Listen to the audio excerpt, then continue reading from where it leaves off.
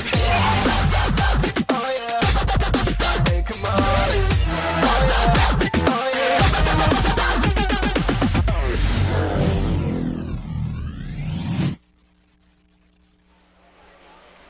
Welcome to Rockwood High School, Civitan Field, Tom Pemberton Stadium for tonight's OEB Law Game of the Week. I'm Aaron Harvey, joined by James Gibson. And again, we'd like to thank our title sponsor, OEB Law. They turn your wreck into a check. Any wreck, big or small, can turn your life upside down with bills, inconvenience, lost wages, and stress. OEB knows that and knows you need a check to compensate for those losses and help get you back to normal. Visit them at wreckintoacheck.com for more information. James Gibson, it's another great night for high school football. Absolutely. Expecting a big game here tonight between the Rockwood Tigers and the Kingston Yellow Jackets. It's a hot one tonight, though, Aaron, 90 degrees. And it's been hot all day. So we hope that these players out here have properly hydrated because they will need that. And it's something you have to start early on in the day, maybe even yesterday. Make sure you get enough water all day to be able to handle heat at this type of temperature. Absolutely. It's you got to get used to it. We're a little bit later in the season, so it shouldn't have as big of an impact. But, hey, it's 90-something degrees in September. And this might be the hottest game of the year for these players, as odd as that is. But Kingston-Rockwood, it's another Roane County rivalry, and we've seen 3 of these already this season. Give us your thoughts on what you've seen so far covering the Roane County teams. Well, listen, if you're unfamiliar with Roane County football, you need an education. So let me give you a lesson real quick. Rockwood has made the playoffs around 28 times and holds one state championship in 1976, I believe, or 73. And Kingston's made the playoffs around 30 times and earned one state championship in 1973, and they have 5 championship appearances. So this is classic football, and the crowds always show up for these Roane County games, so expect a big one tonight. Now, I've not made it any type of secret that I've known you for a while. We go back a long time, and when I first met you, your papaw was a coach here at Rockwood. Yeah, in the 90s, I believe. Well, pretty much all the 90s, he was a coach and an assistant principal and principal down here at Rockwood, and he was the head coach here at Rockwood for a short period of time, and he was also the head coach at Kingston. So I grew up running around on these sidelines and at Rockwood Field House and running the hallways at school late in the evening, so it brings back a lot of memories being here tonight. So you are a graduate of Wartburg, but you were born into this Roane County football field. Yeah, absolutely. Well, all my childhood was on the sidelines running around these Roane County football fields. So every one of these guys on this sideline are familiar faces, and some of them even babysitted me for Papaw whenever we was having practice and things. So it was funny. Most people probably recognize the name Paul Kamakawa. Yeah. A longtime basketball coach up here at Rockwood. You said babysat you as your Papaw was conducting practice on the field. Absolutely. That was before his big basketball days. Well, I believe he was still coaching basketball, but he also coached defensive backs for Rockwood during that time. So that's an interesting little tidbit for people that know Coach K around these parts. So it's Kingston, it's Rockwood. We're going to go over a bunch of teams in the area as there's a good slate of football games tonight when we get back. This is the OEB Law Game of the Week.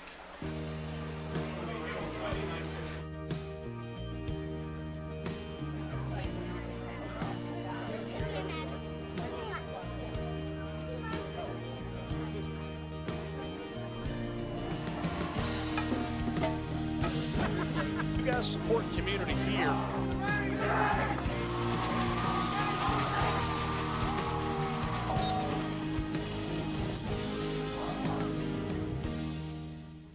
For 30 years, Reno Sporting Goods has been a leader in supplying the highest quality equipment and apparel for sports teams throughout East Tennessee.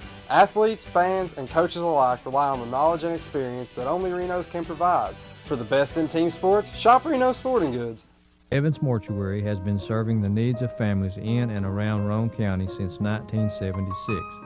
As established members of our hometown community, we understand the security of dealing with people you know you can trust.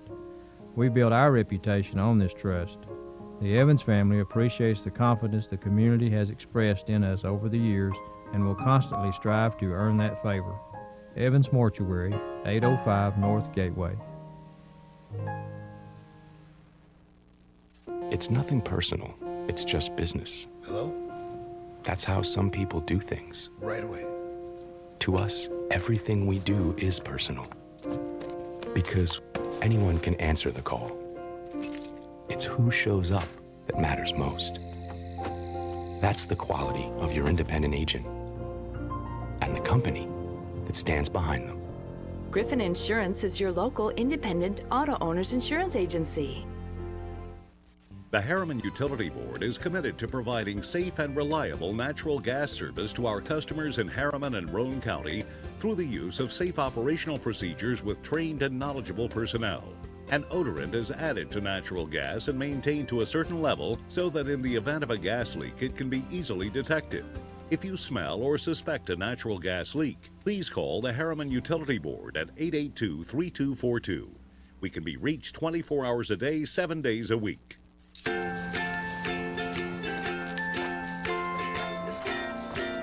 All right, crew, let's get started. All right.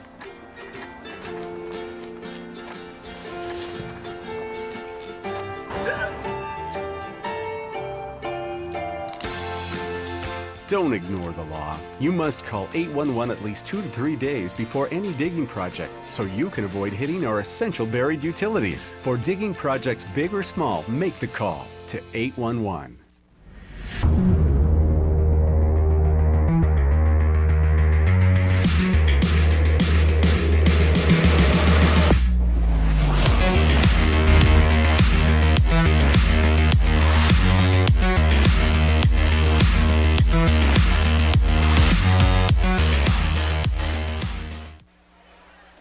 Welcome back to the OEB Law Game of the Week. Tonight we are at Civitan Field in Rockwood for a great rivalry between Kingston and Rockwood. We'll preview that matchup in just a little bit. But first thing, the number one thing around the area to talk about is the annual meeting between Alcoa and Maryville. The Rebels beat the Tornadoes last night by a score of 17-3. Does that score surprise you any, James? Not really. This was I think I read somewhere the 91st game between these two. That's a lot of history and bad blood. This year's win for Maryville also snapped Alcoa's 29-game winning streak. The score doesn't surprise me due to how good Maryville is this year. Year in, year out, this is one of the best games in all of Tennessee. I mean, you're talking about 33 state championships between these two schools. That's unheard of. And they're in the same county. Yeah, same county. Yeah. And that matchup has been featured on ESPN on a Saturday morning before, so it is a really big deal. I thought with the way Alcoa went to Blackman and handled their business that they would be more competitive. And as I understand, I didn't get to watch that game last night, but I understand it was close throughout the entirety of it, with Maryville pulling away with that 17-3 victory in the end. So moving on, Fulton is 0-3 for the first time since 2011. But that year, the Falcons won 8 of their next 10 games to finish the season in the quarterfinals of the playoffs. You got to believe you'll see something similar this season, right? Well, I believe I'm going to go the opposite. I'm going to go ahead and upset some Falcon fans. I'm going to go around 5-5 this year for the Falcons. I don't see them knocking off Maryville or West.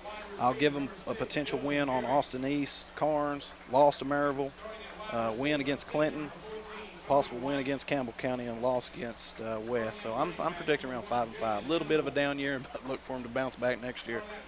That's such a talented region, though, from top to bottom. So a 5-5 season doesn't have to be indicative of how good you are. It's just an off year for a program like Fulton, but look for them to rebound quickly. Well, the Falcons hit the road tonight for the first time this season, going to 1-2 Austin East. Think the first win's coming tonight? I'm going to go ahead and give it to them. Their first win will be tonight versus the bitter rivals just down the street, but it won't be easy. Listen, hey, the Falcons have struggled this year, and the Roadrunners want this game bad.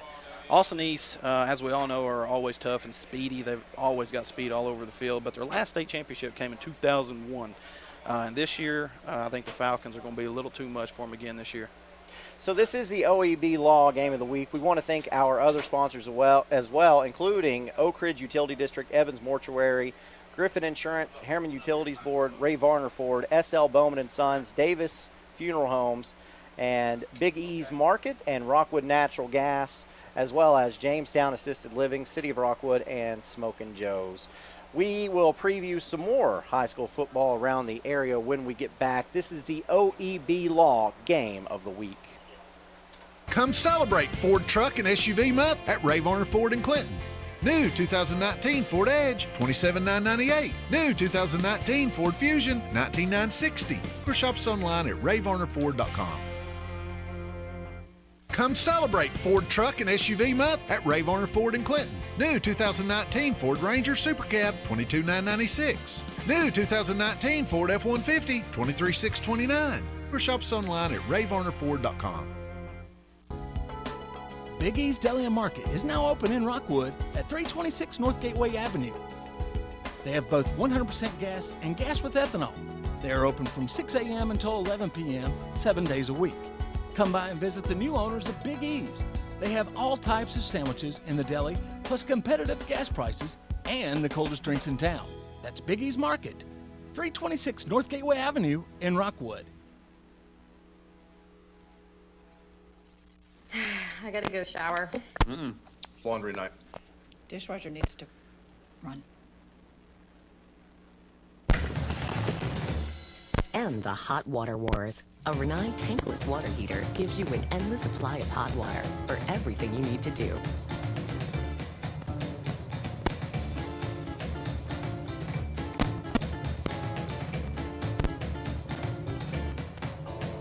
Renai, hot water for all. Reno Sporting Goods, your first choice for sports equipment. On the court, on the field, or in the stands, Reno's has the brand names you want. All the latest from Adidas, Under Armour, and more. From custom embroidery to screen printing, it's all about the game. For over 30 years, Reno Sporting Goods. Here is Helen Hammer. Thank you, Mr. Walker. A lot of years have passed since that TV ad. Hammer stores are still offering up-to-the-minute fashions for men and women, famous label outdoor wear and boots, area rugs, and exciting purchases. All at Hammer's famous low price. Race on down!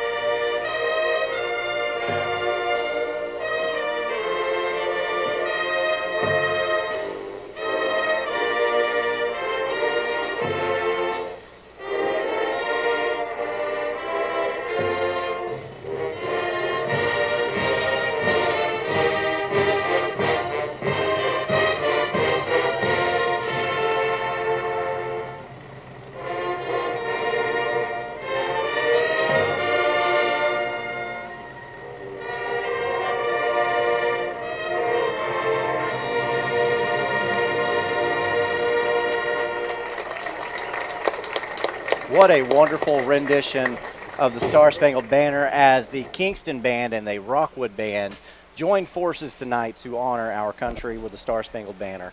This is the OEB Law Game of the Week. I'm Aaron Harvey, joined by James Gibson in our pregame show. So, moving on. Oneida is 3-0. Looks pretty good this season. However, a date with another pretty good team named after Native Americans awaits as the Indians head to Greenback. Does Tony Lambert's team have what it takes to hang with that single-A powerhouse? Keyword, hang. Absolutely they do. Oneida is a blue-collar program, and look for a knockdown drag-out over in Greenback. This should be a close game down to the end.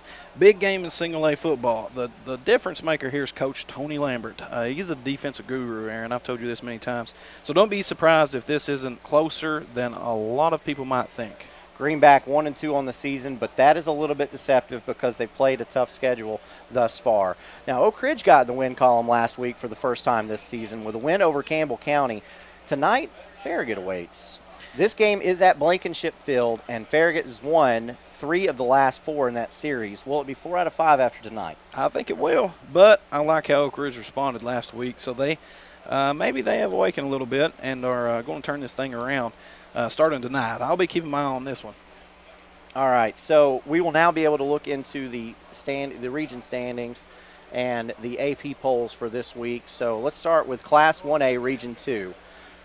Coalfield at 1-0, Greenback at 1-0, and Midway at 1-0 in the region so far. Oliver Springs still hasn't played a region game. That ends tonight. But Sunbright 0-1, Harriman 0-1, Oakdale 0-1. Right now, I think that looks really close to how it'll end up aside from Oliver Springs. Yeah, I'm going to go ahead and make a pretty strong comment. And I think it's going to come down to Oliver Springs and Coalfield for that number 2 spot behind Greenback. Let's see how it plays out. This is going to be a fun one to watch. This is just put a big circle around this Region 2 in Class Single A, because I think somebody could potentially make a state championship run out of this region. It's always a tough region, and it still is. In Region 2 Class AA, Meigs County undefeated this season, along with Oneida. When those two teams get together, that's going to be a great matchup as well. Both of those undefeated in the region. Rockwood still has not played a region game. That does not change tonight as they play Kingston. But then you've got Wartburg and Cumberland Gap sitting at 0-1 in the region. Pretty much how I think it's going to end up. I think Wartburg and Rockwood could battle it out for that 3rd spot. But I think pretty much right there looks pretty good to me. So Region 2 Class 3A, no surprise here. You see Alcoa, they have that one loss now because they played last night with Maryville, but they are 2-0 in the region still. Gatlinburg-Pittman has had a very surprising year so far. They're 3-0, 1-0 in the region. Austin East 1-1. And then you see Pigeon Forge still hasn't played its first region game, followed by Kingston Scott and Northview Academy. It's been a tough region so far for the Region 2 and Class 3A, but GP, man, they have really turned it on this year. And I thought they'd got a new coach this year, if I remember correctly, so a little surprising there, but interesting region. Anderson County, East Hamilton, Chattanooga Central, Howard, Eastridge, Sequoia, and Hickson, with the first 3 teams that I named 1-0 in the region. And this is really no surprise thus far. No, Anderson County is going to dominate that region all year long, and it could end up basically as listed there. So we look at Class 5A now in Region 3. Powell, undefeated, very impressive so far this season with Matt Lowe as the head coach up there. And also Knox West has looked very impressive as well. When was the last time you looked at this and saw Fulton sitting at that number 6 spot? And honestly, when you look at that, maybe they improved 3 spots from there, but it doesn't look like Fulton's going to be able to win the region and they'll make the playoffs. Absolutely. But they'll probably have to travel that first game. Yeah. I could see Fulton squeaking in there behind Oak Ridge, but I can't wait to see the Fulton Oak Ridge game. Should be a good one. Ew. So, moving on from there, we've got our AP polls for Class 1A. We've got South Pitt coming in at first with 13 first-place votes. Huntington with 3 first-place votes. Lake County, nothing has changed until you get to number 7, with Greenfield coming in at 7th. Last week they were 9th. Moore County was tied for 6th last week with Greenback. Cornersville was 8th, and now Coalfield and Cornersville, with Coalfield moving up 1 spot after winning at Harriman last week. Coalfield's a very good, talented team. They got some big guys. And look for them to keep making some noise, but I got South Pitt in this one. In Class 2A, it's Peabody, Meigs County, no changes there. Tyner Academy moves up 1 spot. Lewis County 1 spot. Fairleigh 1 spot. Watertown 1 spot. Trousdale County, Oneida Forest, and Union City. So that's how the top 10 rolls down in Class 2A. In 3A, no surprise, Alcoa, Covington, Red Bank, Pearl Cone, Upperman. And then look at GP sitting there at 7th still. And Loudon is at 8th. Loudon, a very good team, blew out that Greenback team that is always impressive. Big change up in Loudon. I'm glad to see that they really turned it around over there. It's been a few years since they've had a strong program, so I'm glad to see it. You see Alcoa unanimously number 1, getting all 18 first-place votes. Class 4A, Greenville, no surprise there, followed by Dyersburg. Haywood County, who was number 1 last week, was defeated last week as well. So Elizabethton, Anderson County popping in at number 5, where they were last week. Nolensville, Marshall County, Springfield, Hardin County, and East Hamilton. Elizabethan, I'm keeping my eye on them. Very talented program down there. Cyclones with Coach Witten leading that program. Knox Central is the returning state champion, and they have looked the part again this season as well. 3-0 so far. Powell 3-0 as well. And from our neck of the woods, you've also got Knox West. Weren't ranked last week, but coming in at number 10. So far, Knox West has started out very strong. A lot of talent in the East Tennessee area. It's been changed in the last 10 years, and that's a testament to it right there. Knox Central, West. And let's not forget, South Doyle also got one vote there. In Class 6A, Oakland with 14 first-place votes. Look at Maryville at number 2 with no first-place votes. Disrespect. And you know they're feeding it with their program. That's a very prideful program, and that's locker room chat right there. So Maryville is now 4-0 after getting that win against Alcoa last night, and maybe they'll get some votes this week. Who knows? Because that is an impressive win over Maryville. Dobbins Bennett coming in at number 8. So those are your AP polls. We will talk about Kingston and we will talk about Rockwood when we get back. This is the OEB Law Game of the Week.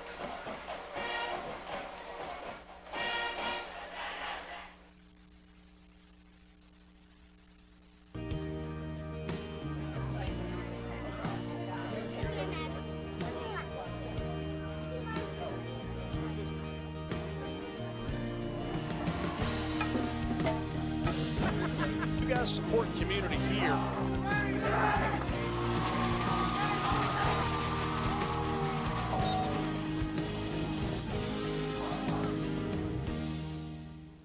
For 30 years, Reno Sporting Goods has been a leader in supplying the highest quality equipment and apparel for sports teams throughout East Tennessee. Athletes, fans, and coaches alike rely on the knowledge and experience that only Reno's can provide. For the best in team sports, shop Reno Sporting Goods.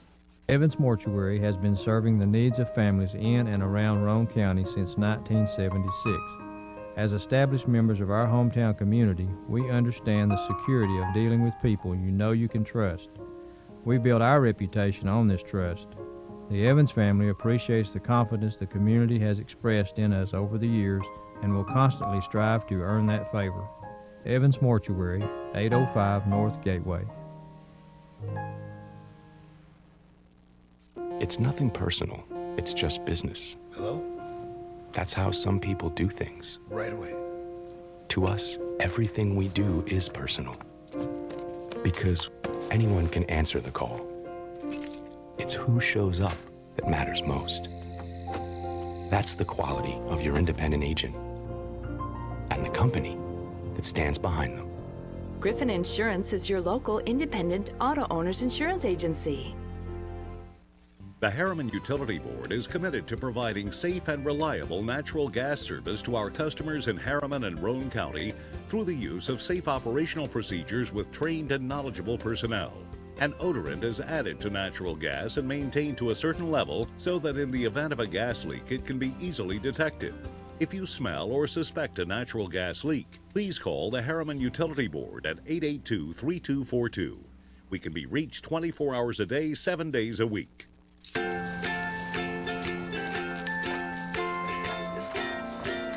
right, crew, let's get started. All right.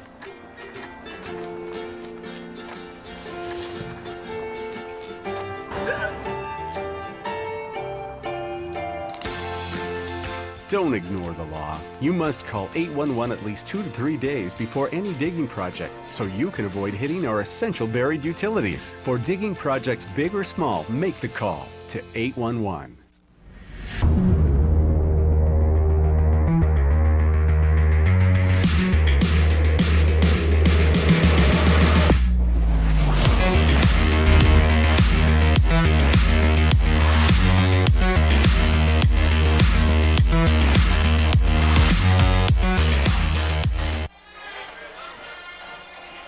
Back at Rockwood, Civitan Field. That's the side of tonight's game between Kingston and Rockwood. I'm Aaron Harvey, James Gibson alongside. So we said it, Rockwood-Kingston, Roane County rivalries. Both teams are seemingly down this year, with Rockwood and Kingston both suffering losses from Oliver Springs. Rockwood also having a loss to Sweetwater, and Kingston dropping the L at the hands of Austin East. So 1-3 records for both teams. If I told you this game had playoff implications, even though these teams are not even in the same classification, would you buy it? I'd buy it. Kingston's remaining schedule, region schedule, is very favorable. So, Kingston leads this series 44-17-1. They're winners of the last 5 in a row. So I think this is a must-win for Coach Brian Pankey and the Kingston Yellow Jackets, which isn't a good thing because the Rockwood Tigers want this game bad. So, John Webb's going to have this bunch fired up for this old-school rivalry game. So you think sometimes in the middle of the season, if a team loses too much, it's possible that they get down on themselves and maybe don't recover from that? Absolutely. It's hard. It's psychology, when you get beat up and you go out and you practice 5-6 days a week and you don't see your payoff on the field, sometimes it can beat you down. Sometimes it's hard to get up. I know both of these squads here got great coaching staffs, and that ain't going to happen. One of these teams will be 1-4 when we're done here. Think about that. Kingston and Rockwood. That you don't normally see a record like that associated with one of these teams. So one thing we've seen so far with Roane County teams is they stick with what they traditionally do.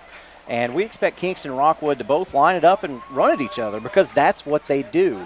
When you have that, these teams are going to line up with wings. When you have that, what's the key to stopping the run and getting that win normally? Well, you got to – it's ball security, really. You have got to be able to hold on to the ball. It's time of possession. It's playing strong defense. And these programs want to improve. They want to impose their will on you by controlling the game, by limiting your offensive opportunities, by running that wing-type offense. And it's going to be a classic football game here tonight. Very excited to see Nate Brackett for this Rockwood team. He was the player of the quarterback of the year last year in the region. And what's funny about that is they run that wing tee offense, but you had a player that capable of throwing the football through for 1,100 yards in this wing tee offense. So that's really saying unheard something. of, really. But if you look, I see Carson Newman sitting up here scouting some players, and I'm sure there's a couple other wing type colleges up here recruiting because this it's tough offense to stop. And as you see, Carson Newman still running and having all the success that they are. And you see the team captains on the field. Nate Brackett, number 12 for Rockwood, will get an opportunity to come onto the field as this game starts, as Kingston wins the toss and defers to the second half. So this is the first look we've got of Rockwood this season, but we've seen John Webb teams for years. So what's something you always expect out of his Tigers? Well, to be tough. Coach Webb's teams are always a class act, and they're always very physical. So it's, they will play a good defense, and they're going to run the football. And like I said, they're going to try to impose their will against their opponents. So look for a lot of run, a lot of physicality. This is the OEB game of the week on BBB TV Channel 12. If you have to break away from your television, we are also streaming on Facebook. Go to BBB Communications and like their page, follow them, and watch the game there as well. And OEB has a great team of lawyers, paralegals, legal assistants, and support staff that knows what a car wreck injury can do to a person. OEB knows that during that time, it is the worst time for a victim of someone else's carelessness. So OEB's team works hard to help resolve their claims so that they can move on from that tragic event and focus on rebuilding and recovering their life with as much compensation as possible. That's OEB Law. Go to reckontoacheck.com or call 865-546-1111 as we see Rockwood run onto the field as well as Kingston. And it is almost time to kick this one off in another great football Friday night. Hey, this is classic football here, and this is going to be a knockdown, drag-out, guys. So listen, if you're watching on Facebook Live, do us a favor, go down there and click that share button and let everybody know you're tuning in. Now, I'm going to throw you for a curveball here, and because I didn't tell you that I was going to talk about this, but it was full moon, and it's Friday the 13th. Now, I'm not really a superstitious person, but my mother was a nurse, worked over here in Rockwood at this hospital that closed down forever, and she said that every time it was a full moon, the emergency room would just fill up. So she is superstitious in that regard, that she thinks crazy things happen on nights of full moon. But we also have Friday the 13th.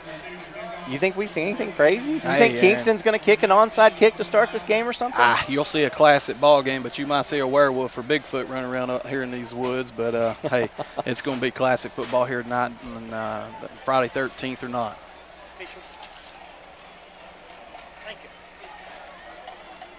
So getting set to kick off is Preston Allen for this Kingston team. Back deep to receive for Rockwood.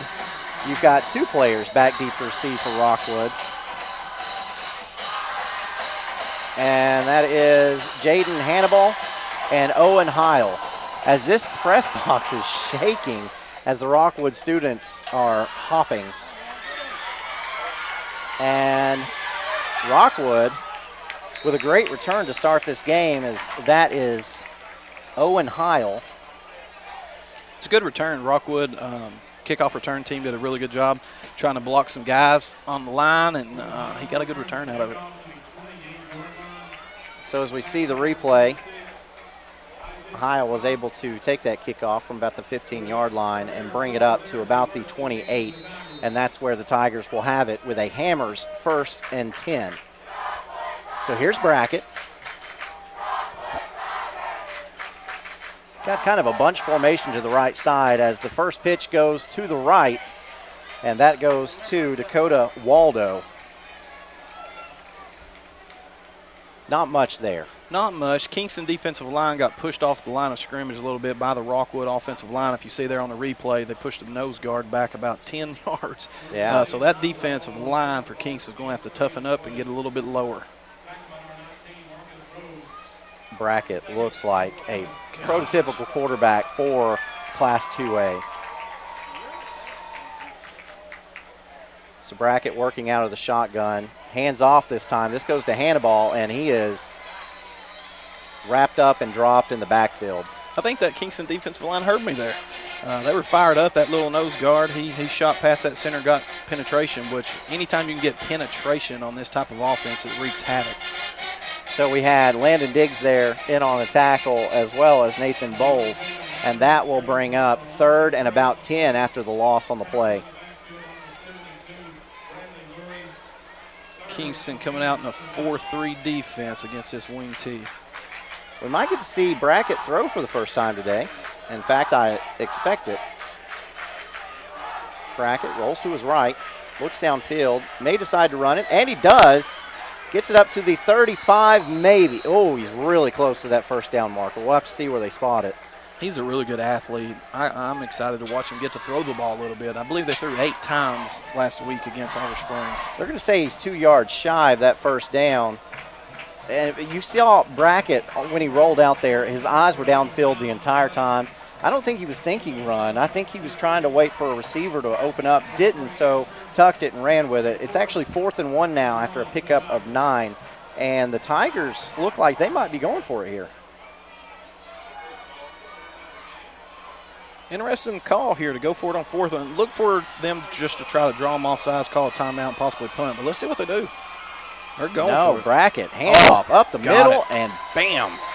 First down. That time it was Dakota Waldo again. Picks up a couple, and that's going to be enough for a Hammers 1st and 10. That's a big risk there early in this ball game. Really is, but that offensive coordinator was watching that offensive line push the Kingston defensive line around a little bit, which gave him some confidence to go for it. And I don't blame him. I mean, hey, this is going to be a close ball game to the end, so be aggressive. So I say going for it on your own 38 on 4th and 1 might be a little crazy. I don't know. Maybe that's the full moon coming out a little bit. So here's Brackett operating out of from under center this time. Sends a man in motion. Counter play. On a counter play, yeah. A pickup of... Look at that. Pile still moving forward. A pickup of right at about 4. As that time, getting the ball was Octavius Worthy, and you'll hear his name a lot tonight. I'm excited to watch big Jackson Kelly for Rockwood. He's an offensive tackle, defensive tackle. He weighs in, he's 6'6", 315 pounds. He's a big old boy, so I'm excited to watch him play. And that was actually a pickup of 5. 2nd and 5 for this Rockwood team. Brackett operating under center again. Pitches out to his left side, and that's Waldo. And Waldo has a lot of room down the sideline to the 20, to the 10. Is he going to get there? He is. Touchdown, Rockwood. 55 yards to pay dirt. And that's the young freshman coming in with a big touchdown. That is impressive. He's got good field position or good field vision. And he really made Kingston pay on that. He just outran everybody. Look at this replay. Yeah, as you see on the replay. 1, 2. 2 poor angles by Kingston. Good effort there trying to shoestring tackle. You can't tackle high on that type situation. He made him pay. So in to attempt the extra point is Ben Woodall. The kick is up, and it is plenty good. Rockwood early scores just less than 3 minutes into this one. 7-0 over Kingston on the OEB Law Game of the Week.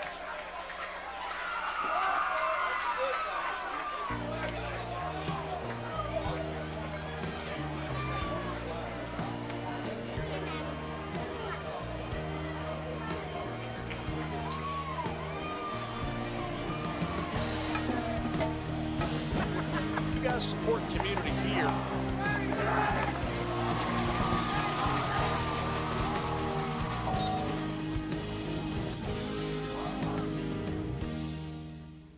For 30 years, Reno Sporting Goods has been a leader in supplying the highest quality equipment and apparel for sports teams throughout East Tennessee. Athletes, fans, and coaches alike rely on the knowledge and experience that only Reno's can provide. For the best in team sports, shop Reno Sporting Goods. Back at Civitan Field, OEB Law Game of the Week. Rockwood leads it 7-0. Ben Woodall kicks it deep to Kingston's Marcus Rose. Rose, a great athlete, and he is going to break free on this kick return. Finally brought down by the kicker, but not before he gets out to the 34-yard line. And he'd been able to shake Woodall.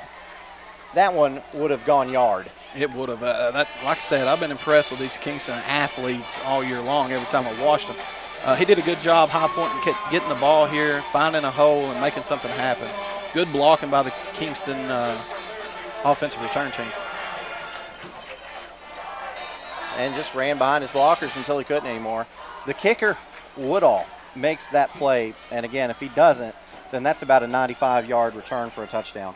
So we get to see Kingston's offense for the first time tonight. And they'll start off by handing it up the middle for a short gain. And that one right there goes to Hunter Brackett. And I want you to look in at this Rockwood defensive line. I mean, it's kind of unheard of for Rockwood to have this big of an offensive defensive line. Listen, it's number 54, Gilbert, 6'3", 280. Story, 6'3", 270 is number 59, and number 69, Kelly, is 6'6", 315. Goodness. Mm-hmm. So this time, the handoff goes to Elijah Hill, and he doesn't get much. A couple yards, maybe. It's going to be hard to run straight at that big defensive line. You're going to have to wear them out a little bit, go side to side. That way they're not getting the push that they are. Did you see that?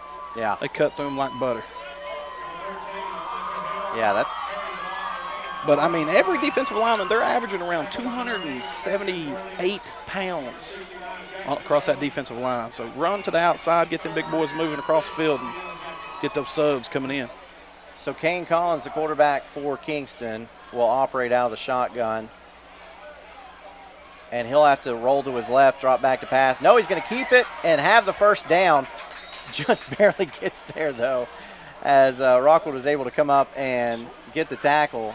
And, in fact, it might depend on where this spot is. And they're saying it's fourth down. They might come in and measure. It's going to be fourth and inches, it looks like. As we see on the replay. Oh, that's a bad spot. That's first down. That's easy for us to see. Oh, they gave it to him. They did end up giving Kingston that hammer's 1st and 10. So Collins now operates out of the out from under center, rather. And the ball's on the ground, and it's still on the ground. I'm not sure who got it. Rockwood signaling. And Rockwood does have it, as coming up with it for Rockwood is Octavius Worthy. Hey, Kingston has shot themselves in the foot all year long, and so far starting off with the same thing. That's just a center quarterback exchange, and you can't have that this late into the season. Now, Rockwood, we mentioned they run the ball a lot out of that wing T formation.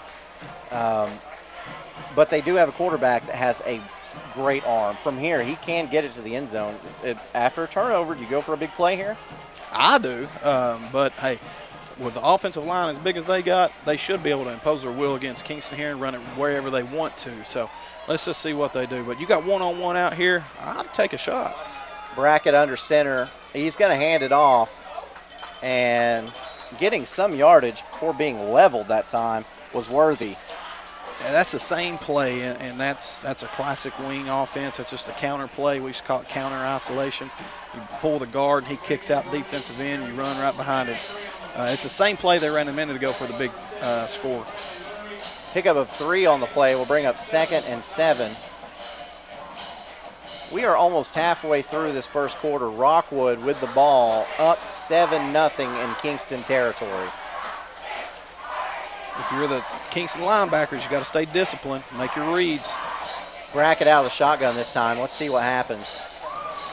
He's going to drop back to pass, look to go across the field, but Kingston's not having any of that. So are you surprised they rolled him out to the boundary side?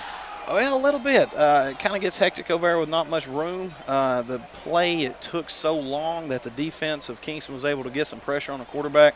Hey, let's let him get a quick release throw and see what can happen. Loss of 4 on the sack will bring up 2nd and 11 as we see. Brackett was trying to, it almost looked like they might have been trying to set up a screen, but it didn't. I think that was a miscommunication on that play. Yeah, still interesting play call, throwing a screen to the short side of the field over there without much room, but hey, they might come back to it. So Brackett operating out of the shotgun. 2 wide receivers to the left. He will drop back to pass. No, he will not, because there's a flag on the play as these wide receivers for Rockwood jumped. So you'll have a 5-yard penalty, which will bring up 3rd and 16. And you can tell Rockwood doesn't come out in 10 personnel much, 1 running back and 4 wide receivers. And it was a little uncomfortable, a little undisciplined by the wide receivers to move early. Undoubtedly, we'll get to see Brackett throw the football here. 3rd and long. I mean, unless they run a draw, that's possible. Hey, in this it's John situation. Webb. You could see screen or draw right here, and also a big play. So have your eyes peeled to see what happens. Kingston trying to get a big stop coming off of that fumble recovery by Rockwood. Brackett lined up in the shotgun. 2 wide receivers to the left, 2 to the right. Brackett rolls to his right, looks downfield, and decides to take off again. There's another flag on the play. Brackett picks up 6. I believe you're going to have a hold, and Kingston will probably, well, I don't know. They might accept this one, but you get the stop on 3rd down. I think you probably decline this one. What do you think? I would decline, but let's see what they do here. The flag is sitting at the Rockwood 39, and so if it's a 10-yard penalty from the spot of the foul, you almost might, and there it is. There's the call for a hold. And it is declined, so Kingston won't take the penalty. And it's hard to see a hold there as we looked at the replay. But nonetheless, it is 4th and 16. No, it's not. Brackett gained yards on that play. It's 4th and 8. Hey, everybody, if you can, key in on this punter. Watch his kick. He was kicking bombs in pregame. I was really impressed. You mean the quarterback? Nate Brackett, yeah. Look at this. Look at this spiral. Here. Oh, my gosh. Comes down like a missile, takes a Rockwood bounce, and rolls dead at the 11. Beautifully done. You can't ask for no better. He's got a long drop. But it's also threatening because he's a quarterback. I mean, he could easily throw a fake, so you have to honor that. But I tell you, that was an impressive kick. He might have some colleges giving him a call, wanting him to kick a little bit. It's not a bad thing at all when your quarterback can be your punter. Coalfield had that a few years back with Parker McKinney, who could just boot it downfield and also throw it 60 yards. It makes you very valuable. So here's Kingston looking to avoid a turnover this time and try to even this score up. Collins under center sends a man in motion. It's Rose. And Rose gets the handoff, and he's going to lose some yardage. Yeah. If you notice, the defensive scheme for Rockwood is they're not thinking Kingston's going to be able to throw on them at all. And they are setting heavy in the box. They're making Kingston have to throw on them. Look at this. there's like 9 guys in the box. So that's difficult to run on. So Rose does get back to the line of scrimmage at least, so that'll bring up 2nd and 10 off of that Hammers 1st and 10. Rockwood's got their safety sitting about 8 yards from the line of scrimmage. Collins operates out of the shotgun. He's going to keep it, and looks like he runs off guard there and doesn't get much. Like I said, with Rockwood all sitting around in that box, it's hard to get an open alley. Gavin Evans in on the tackle along with Micaiah Story. Rockwood sending one safety and setting the other one about 8 yards deep. That's hard.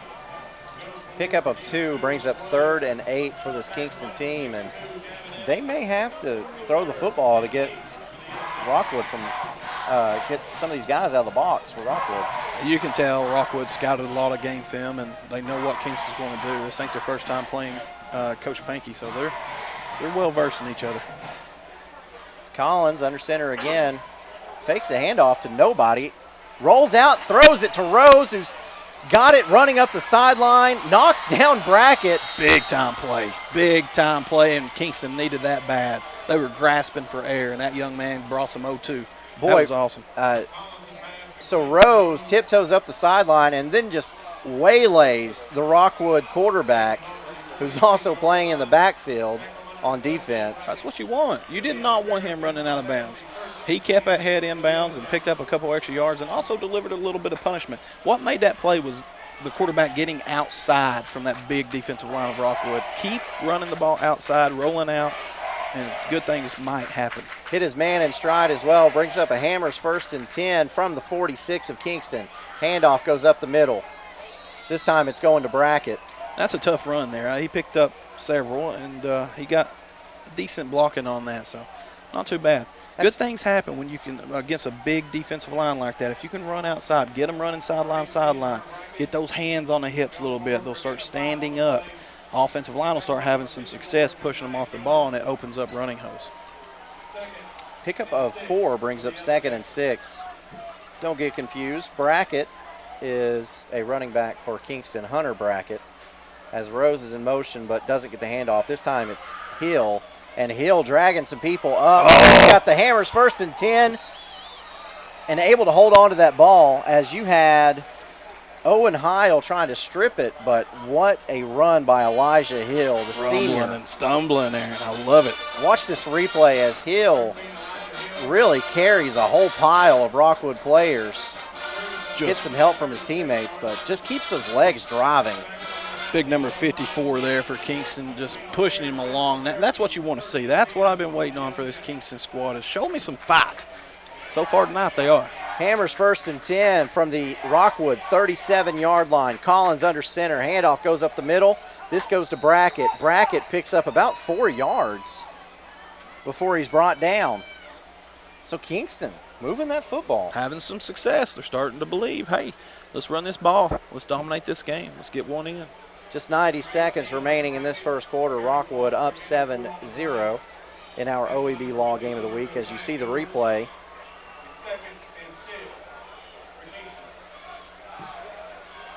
so that wing T formation again. Collins under center. Sends a man in motion. That's Rose. Hands off to Rose going to left side. And Rose tries to get to the outside. Cannot. Picks up maybe a yard there. Brackett in on the stop for Rockwood. Nate Brackett. Brackets everywhere in Roane County. Got brackets all over the place. But you see how they're running outside. That's making that big defensive line have to run sideline. That's taking some wind out of the sails of them big boys. So hands are on the hips for them. They're having to play both ways. Hands on the hips, breathing. They're not moving as good as they were early in the game. So until Rockwood starts substituting, Kingston might have some success here. They'll get a break here after this play most likely, as 30 seconds are remaining. 3rd and 5 as Collins is under center. Takes a snap, handoff, goes to Hill over the right side, breaks it free, finally is brought down. And Josiah Gilbert hanging on by a fingernail. And we might have, I'm trying to see if there is a flag on the play. because the clock has stopped, which it will stop, but that might be a horse collar as well. Watch this tackle here. That better not be. That's on the numbers. Yeah. Oh my gosh! Did you see uphill there? Jaden Hannibal and Hunter Brackett. They did call a horse collar. Now, horse collar? Listen, in real time, I thought it might have been a horse collar as well. We have the advantage of replay on a high-definition television, which is something the officials don't. But I will say that call was wrong. That was wrong, hey. But we're not out there running around on that field trying to make all the plays. It happens. It's a human error, and it's hard to make every call right. But that's a big break for Kingston. You got 2 seconds left on the clock. And that's going to be the end of the first quarter. Kingston threatening Rockwood up 7-0 in our OEB Law Game of the Week.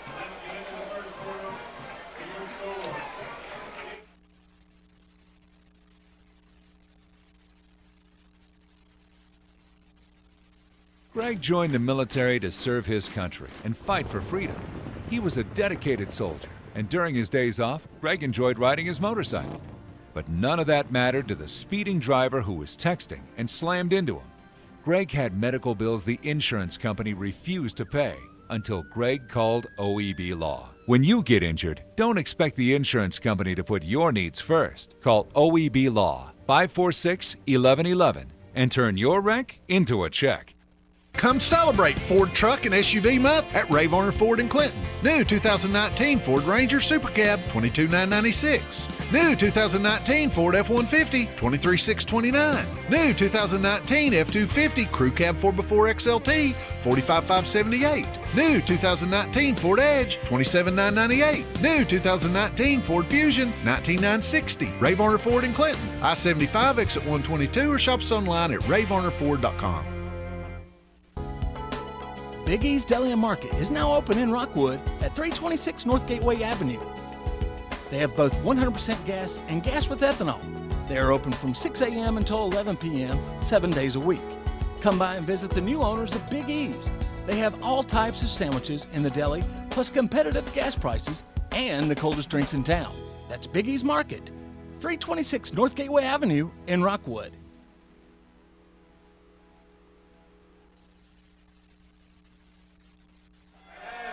We are back at Civitan Field to begin this second quarter. They're not going to be able to begin the second quarter until we get the time right on the game clock. Right now it says 1:20. Somebody forgot a 0.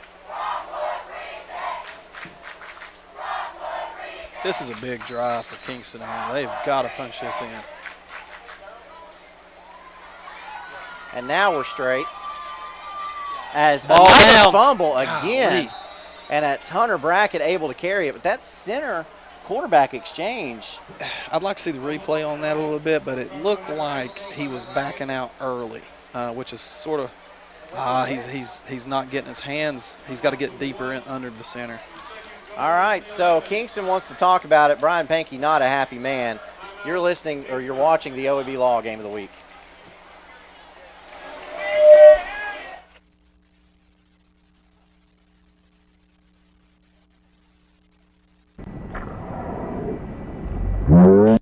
Breaker, good buddy. We've just rolled in from Georgia with a truckload of throw rugs. That was back in my truck driving days, many years ago. Rugs are still rolling in from Georgia every month, featuring Oriental and contemporary area rugs, carpet-style throw rugs, and much more. All rugs are sold at the lowest prices possible. Find your rug at Hammer Stores. Out of the timeout, Kingston will have it 2nd and goal from about the 12-yard line as Rose has it. Going around the left side, finds a hole, gets it down to about the 6-yard line before he's finally brought down. I like the play call. Run it outside, make the big boys run. Marcus Rose tackled by Nate Brackett. I guess when we say Brackett, we're just going to have to say the first name, just so that there's no confusion. But you see on the replay, Rose trying to get it outside, not able to get it outside, has to cut it back, but gets that positive yardage. Unfortunately, Kingston lost a play with that fumble on first down, so It's going to be 3rd and goal from the 6.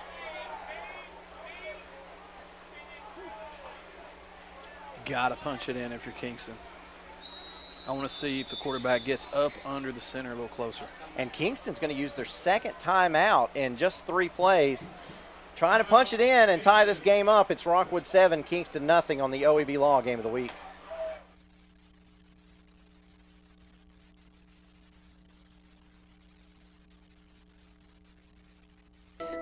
First, it was a fire. My agent was right there and helped me rebuild.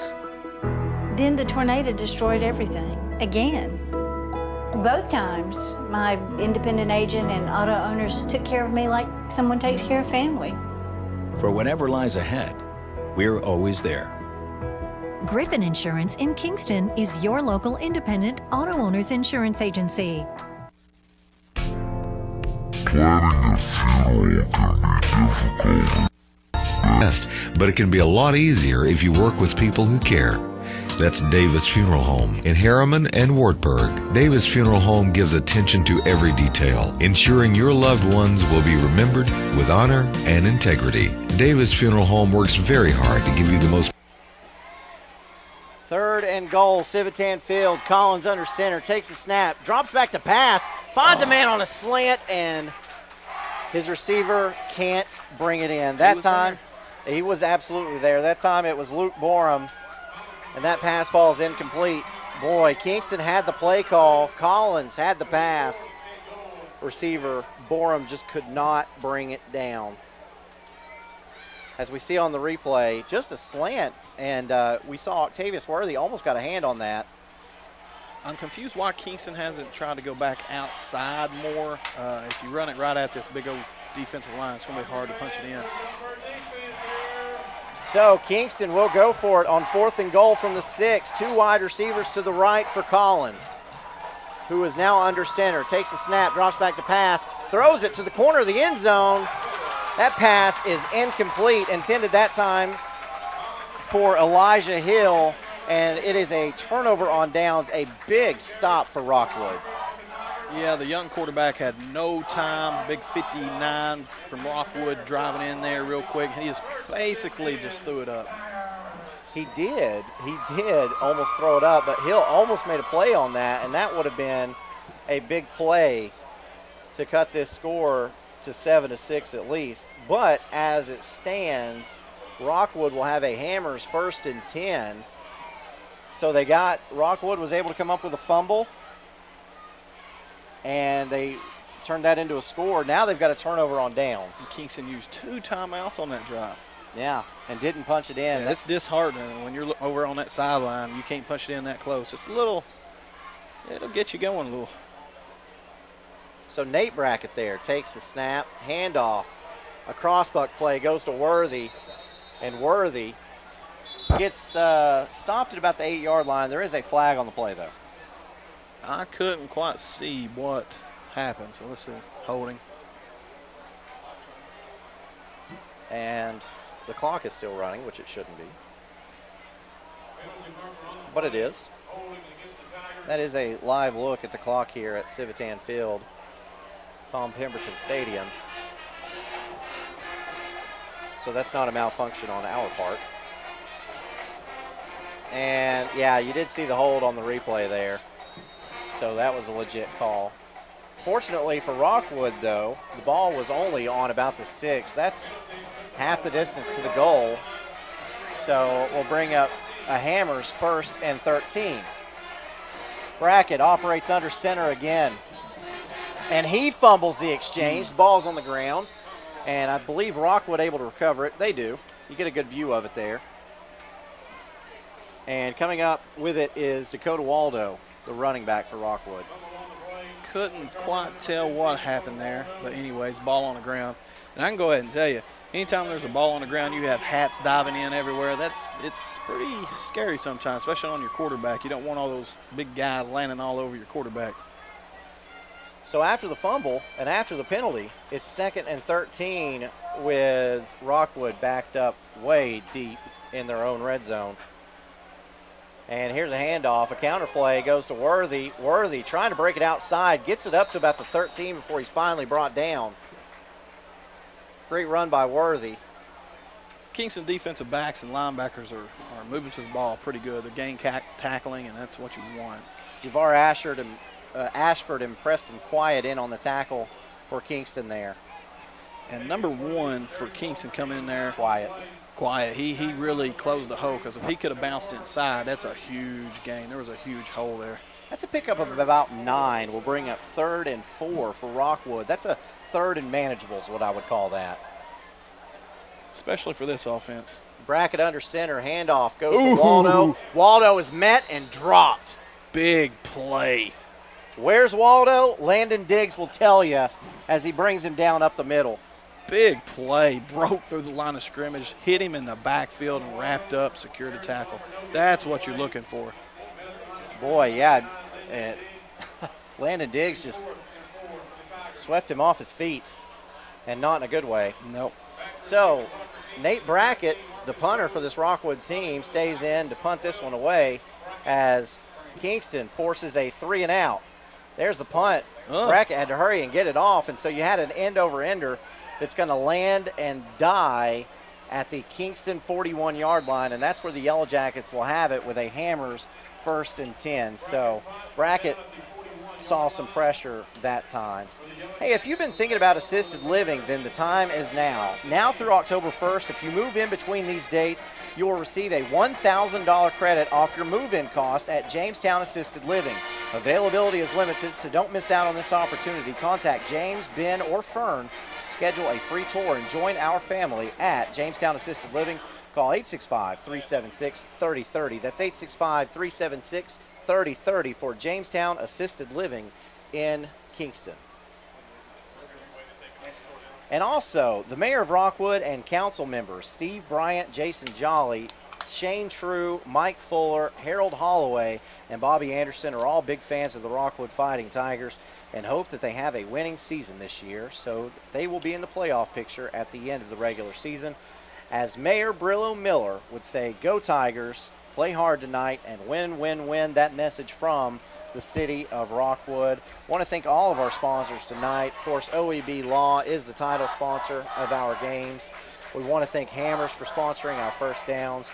Also, Oak Ridge Utility District, Evans Mortuary, Griffin Insurance, Harriman Utilities Board, Ray Varner Ford, S.L. Bowman and Sons, Davis Funeral Homes, Big E's Market, Rockwood Natural Gas, Jamestown Assisted Living, City of Rockwood, and Smokin' Joe's. As Kingston is ready to take this Hammers 1st and 10 from the Yellow Jacket 41-yard line. Trips to the far side of the field. How about that? Collins, hands off though, going around, using those wide receivers as blockers as Nate Brackett comes up with the tackle there. The handoff that time went to Justin Van. If you see on the replay there, still a questionable handoff. They're having some difficulties there with the exchange, quarterback and running back exchanges. And you're seeing a lot of fumbles from Kingston this year. Excuse me, that was Isaac Cox on the handoff. That 26 looked like a 25. A pickup of 6, so that's a good first down play, a positive yardage. Brings up 2nd and 4 for this Kingston team as now Collins will take the snap from under center. Handoff goes up the middle, driving for yards. Really close to that Hammers 1st and 10. Got a Rockwood player down there, slow to get up. That's a good fullback dive play there. He wanted that first down. He got it. And that will bring up the Hammers 1st and 10. That's a good hard run. And Kingston's last drive, that's what we saw. We saw good hard running. They were able to get into the secondary of that Rockwood defense and pick up big yardage. Rockwood defensive line sucking some air right now. They're feeling it. Kingston's got to be confident, even though the Yellow Jackets trail in this one 7-0. Collins sends Rose in motion. Out to the left side, drops back to pass. Looking way downfield. Does he have a man? He does. It is complete. And getting into, just shy of the end zone. Tackled at the 1 that time is Isaac Cox. big play. Needed play. And we said Kingston might have to throw the ball downfield to get Rockwood out of the box. They were able to do it as a man fell down, and you saw Nate Brackett miss the tackle there. Is finally getting Cox down was Dylan Garrett. Not sure why pass interference wasn't called on that. He was hanging all over him, but hey. And now Rockwood wants a timeout. Kingston threatening again for the third time in this game. It's Rockwood 7, Kingston nothing in the OEB Law Game of the Week.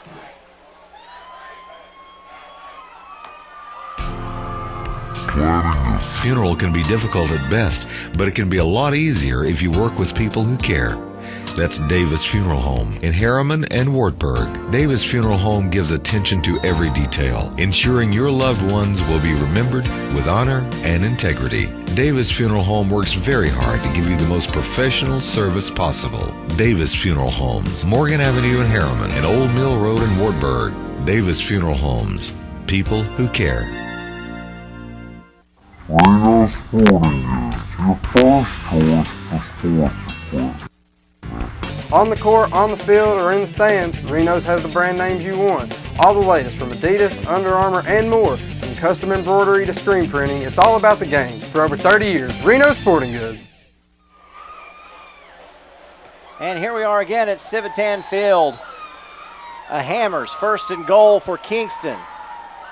They've got it inside the 5-yard line of Rockwood. Out of the timeout. Handoff goes to Hill. Hill diving for the end zone. Does he get it? He does. Touchdown, Kingston.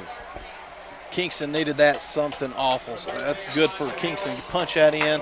He was down here twice and came away with 7 points there. Preston Allen will go on to attempt the extra point, which will tie this one up. But you saw a great run there by Elijah Hill. Dove into the end zone, put 6 points up on the board. Seen a little bit more attitude and running the ball and toughness out of this Kingston bunch tonight.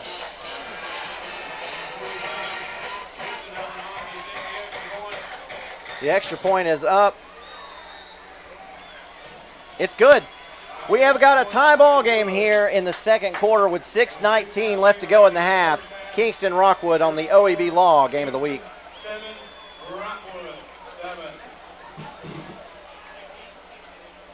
Greg joined the military to serve his...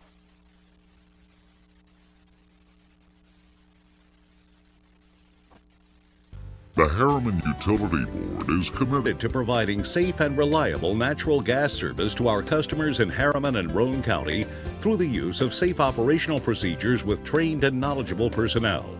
An odorant is added to natural gas and maintained to a certain level so that in the event of a gas leak it can be easily detected.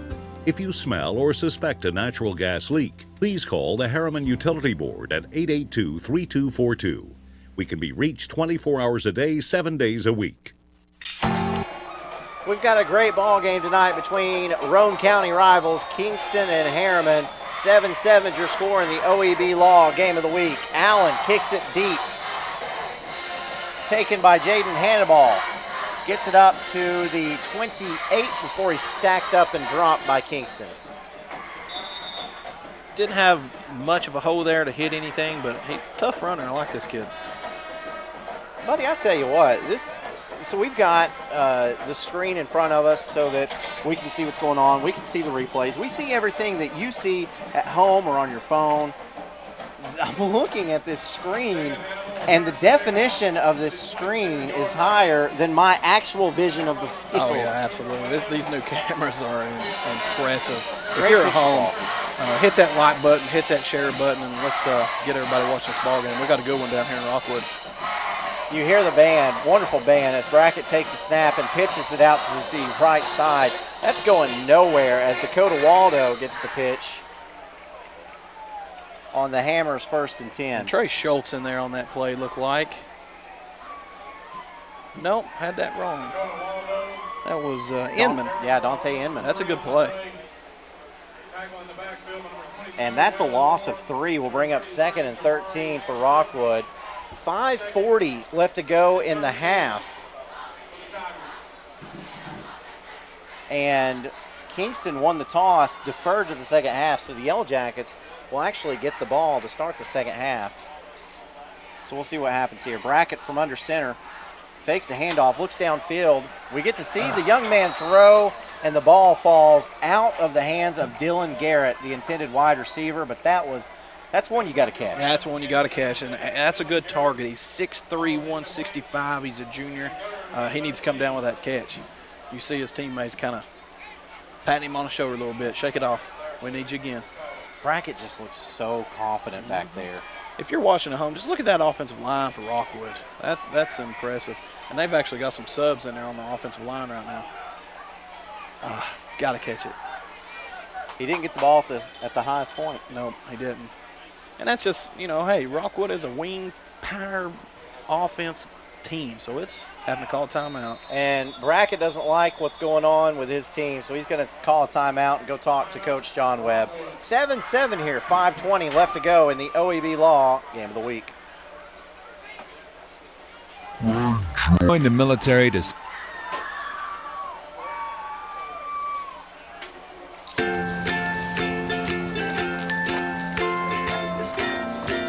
All right, crew, let's get started. Sure.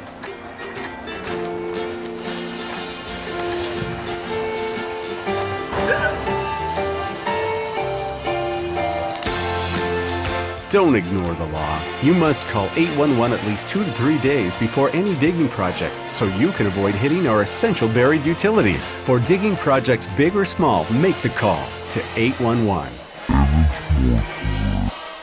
Has been serving the needs of families in and around Roane County since 1976. As established members of our hometown community, we understand the security of dealing with people you know you can trust. We build our reputation on this trust. The Evans family appreciates the confidence the community has expressed in us over the years and will constantly strive to earn that favor. Evans Mortuary. Out of the timeout, here's Brackett, drops back to pass, hit as he's thrown, or hit as he throws. Yeah. He's thrown as he throws is what I was trying to get out there. A lot of pressure coming from Trey Schultz that time. Well, it was a rare formation for Rockwood. They came out with 10 personnel, 1 running back, 4 wide receivers, and that offensive line, just the pass protection wasn't there. And he took a pretty hard hit. Brackett tried to hit Waldo that time, throws it in front of him. That pass is incomplete. So Kingston with another 3 and out, and the Yellow Jackets are going to get the football before halftime, and they're going to get the football coming out of halftime. And there's another wobbly spiral. That ball went 20,000 feet in the air. And that's with major pressure. He had guys all over him and still was able to get a good punt. That ball is downed at the 23-yard line of Kingston. Great punt that time. And that's where the Yellow Jackets will take over. They'll have 5 minutes to try to score before halftime, and they'll get the ball coming out of halftime as well. Hey, ice cold beverages and all your tobacco needs can be found at one place in Rockwood, and it's located on Gateway Avenue. Yes, you guessed it, Smokin' Joe's. They're located next to B&O Motors. If you're traveling south, it's on the right. Traveling north, it will be on your left. Traveling up, you will miss it. That's Smokin' Joe's, Gateway Avenue in Rockwood. So, Hammers 1st and 10 for Kingston as Kane Collins will operate out of the shotgun. Sends a man in motion, that's Hill. Hill does get the handoff, and he's going to be stacked up and dropped behind the line of scrimmage. As on the tackle there, number 6 and number 7, Dylan Garrett and Gerald Hannibal. Lost about a yard there, couldn't really tell what was going on. See on the replay there, just not much blocking. Kingston offensive line didn't really get to the second level.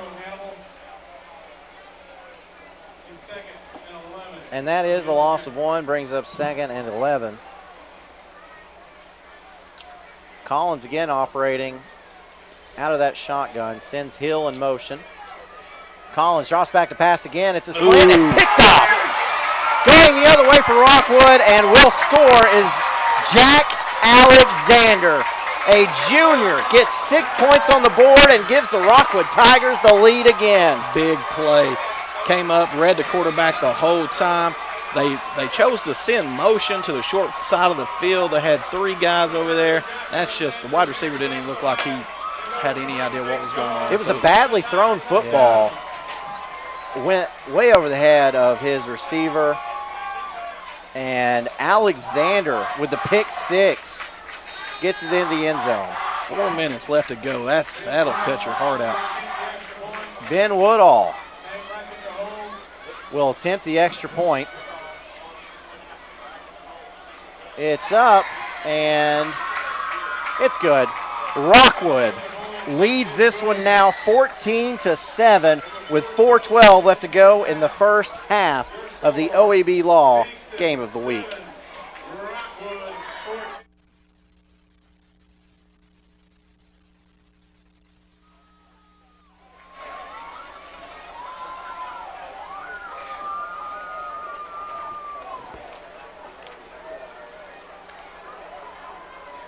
That is a great turn of events. And I'm sure that young man who returned it for a touchdown will need an ice-cold beverage. You can get an ice-cold beverage and all your tobacco needs at one place in Rockwood, and it's on Gateway Avenue in Rockwood. You guessed it, Smokin' Joe's, located next to B&O Motors. If you're traveling south, it's on the right. If you're traveling north, it will be on the left. If you're traveling up, you will miss it. That's Smokin' Joe's, Gateway Avenue in Rockwood. Woodall set to kick this one deep, and does. And we've got a stoppage in play. We've got a flag. That's probably going to be a false start, but we'll see.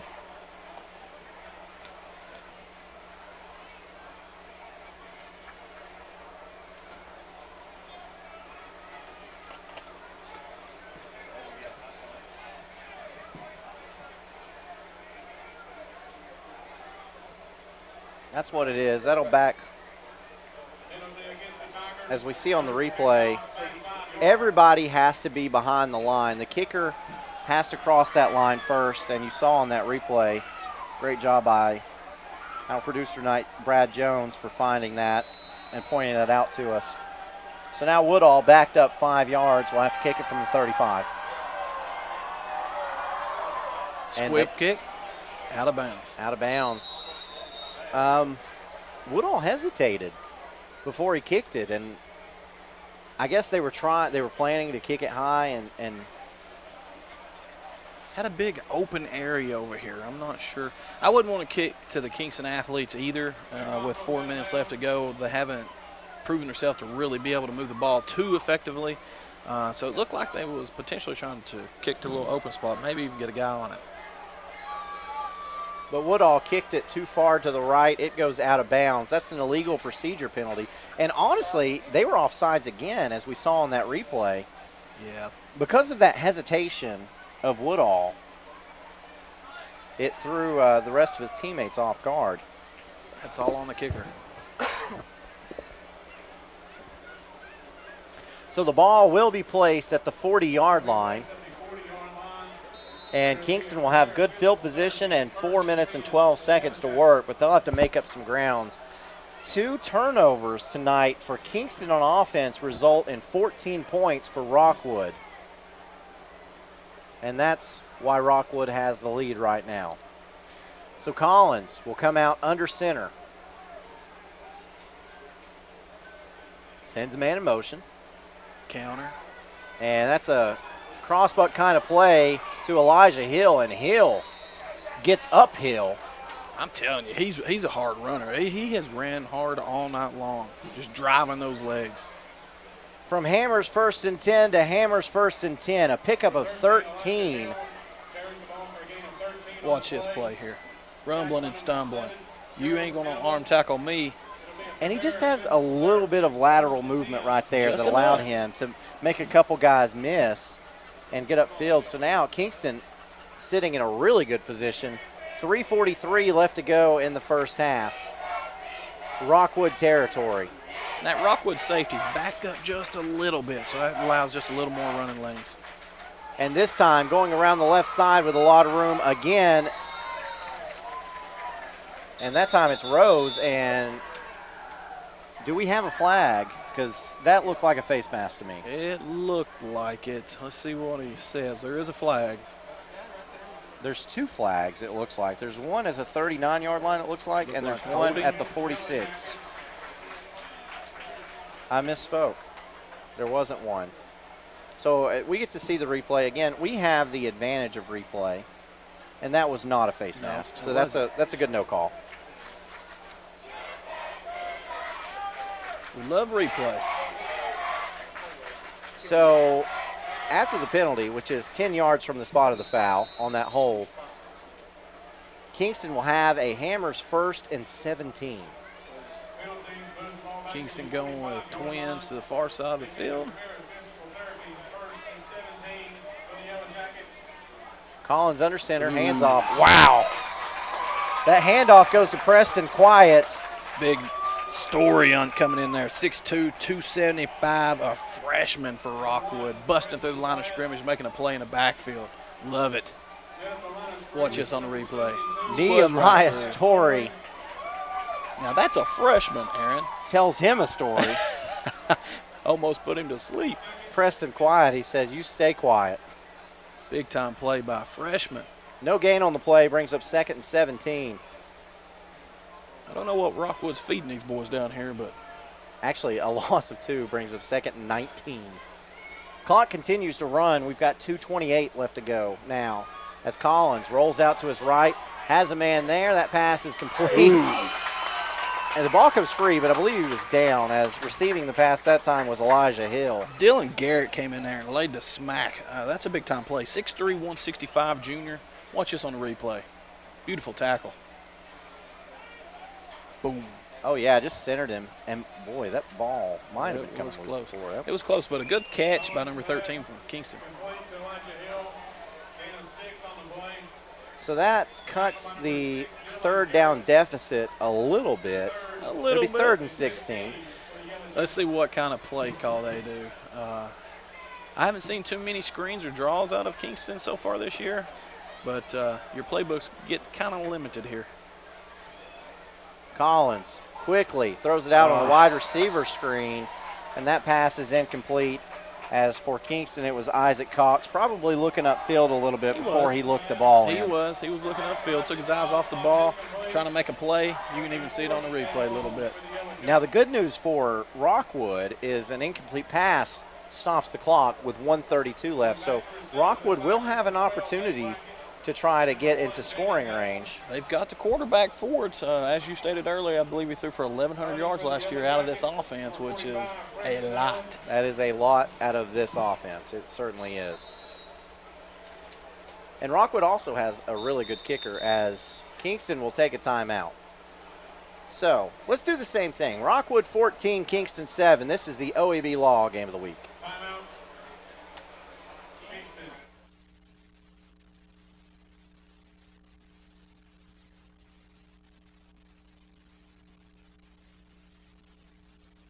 The needs of families in and around Roane County since 1976. As established members of our hometown community, we understand the security of dealing with people you know you can trust. We build our reputation on this trust. The Evans family appreciates the confidence the community has expressed in us over the years and will constantly strive to earn that favor. Evans Mortuary, 805 North Gateway. For 30 years, Reno Sporting Goods has been a leader in supplying the highest quality equipment and apparel for sports teams throughout East Tennessee. Athletes, fans, and coaches alike rely on the knowledge and experience that only Reno's can provide. For the best in team sports, shop Reno Sporting Goods. With a 4th and 16, the play is blown dead again, as Rockwood will take a timeout. Hey, we're so glad to have OEB Law as a title sponsor for this season, and the OEB lawyers are enforcers of rules of the road by holding people who break or disregard the rules accountable for their actions, like distracted driving, for instance, texting and driving, or careless driving. OEB will hold those people responsible for the harms and losses they caused, like your medical bills, property damage, inconveniences, and lost wages. That's OEB Law. If you want to know what kind of services they can bring to you, go to recandtoacheck.com. So, a minute 32, we know Rockwood runs a wing T, but we also know that there is a quarterback in Nate Brackett that can sling the rock if he needs to. Do you think Rockwood's going to go into a 2-minute mode here? Well, I'd say it's a very John Webb 2-minute offense. I'd be surprised them not trying to punch in another one. If you can get 21-7, that's a game changer. And finally, we're able to get this punt off after a couple of timeouts. Favorable field position for Rockwood, too. Not a great punt, but Rockwood is still going to be backed up at around the 20, let's see where they spotted, about the 28 maybe. Anyway, it's good field position. So let's see what Rockwood decides to do. They've got some good athletes over there. They're young, very young, but very talented. So let's see what they do. So it is the 28-yard line where Rockwood will have the Hammers 1st and 10.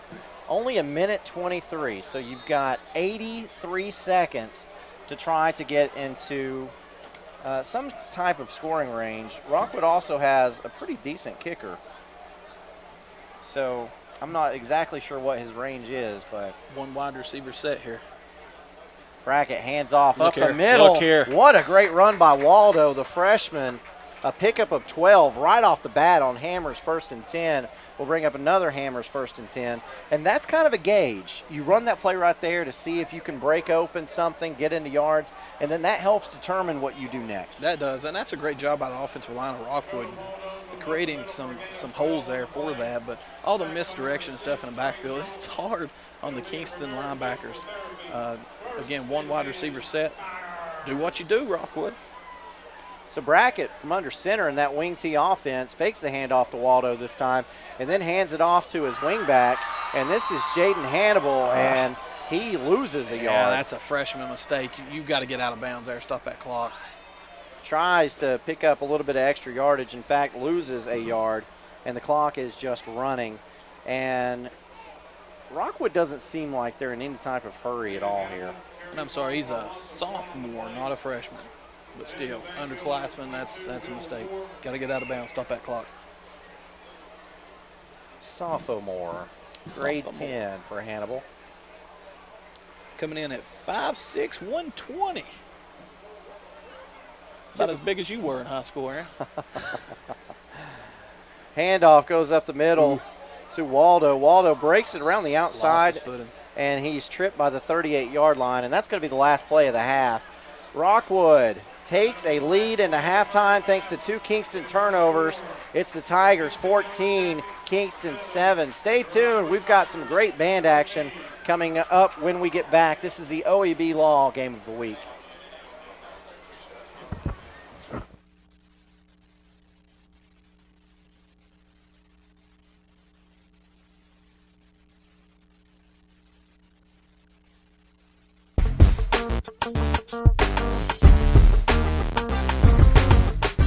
Hi, I'm Meg. And I'm Nikki. And this is our Scoreboard Snack Attack. And today we are making delicious apple pie cups. So this recipe is super easy, just a few ingredients that you'll need. 1 can of Pillsbury cinnamon rolls with the buttercream icing. We're going to use that later on top when they're done. 1 1/3 cups of fruit apple pie filling, so this size can will be perfect. And then we have some extra cinnamon here just to sprinkle on before we put them in to bake. You're going to get these out of the jar and then just kind of roll them out just a little bit, just to get them a little flat. A little rolling pin action. Oh. So while Meg is doing that, I'm just going to remind everybody that if you're in the middle of a home renovation, or if it's something you've been thinking about for a while, we would love to have you come down and check out our new renovated showroom here at ORUD. We sell and install appliances. We can kind of be your one-stop shop for your home project needs. You can purchase your appliance from us. You can finance it through us at 0% interest and just make payments on your gas bill each month. And we can install it and inspect it for you too. So don't wait to get that going. We'll help you out. Do you want to spray the muffin pan with Sure. pan for me? Thank you, Brad. Ah! I'm going to do it over here off camera so it doesn't spray everything.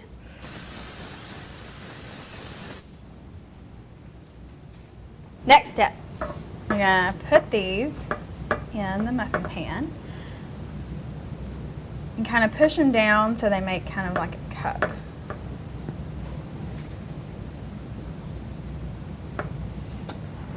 Okay, and then once you get all of them done, I do a scoop. Gonna do about 1 scoop. Once you have those all lined in the little cups, we're going to take a scoop. Just going to kind of eyeball it here of the apple pie. Oh, look at that. Made a little mess. And fill in the cups. Do we need more, Meg? No, I think you're good. Okay. Meg's a much better cook than me, so we're leaning on her expertise this year. We'll put a little more in that one. And this is personal preference. The recipe doesn't call for cinnamon, but I like to add a little extra for flavor.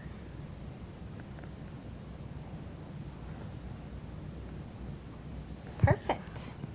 Smells like fall in here, which makes us think about football. We're so excited about these scoreboard snack attacks. All right, then we gotta stick it in the oven. That's heated up to 350, about 12 minutes. We just took these out of the oven so they are nice and warm, but since there are apples on top, it would be hard to spread that frosting. So you can take your frosting, stick it in a bag, snip the bottom, and it makes it really easy to coat the top. Let's taste. Very good. I'm not a huge apple fan, but these are perfect. So don't forget, you can find this recipe and all of our scoreboard snack attack recipes on our website at OEB.org. This has been your scoreboard snack attack.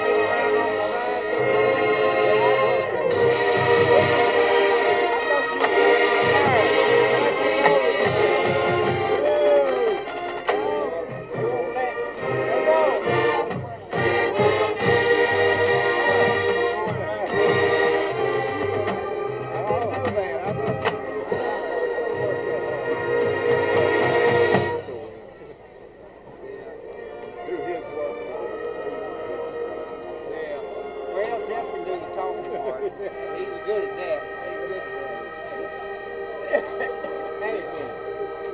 Yeah, my wife just left. She just makes it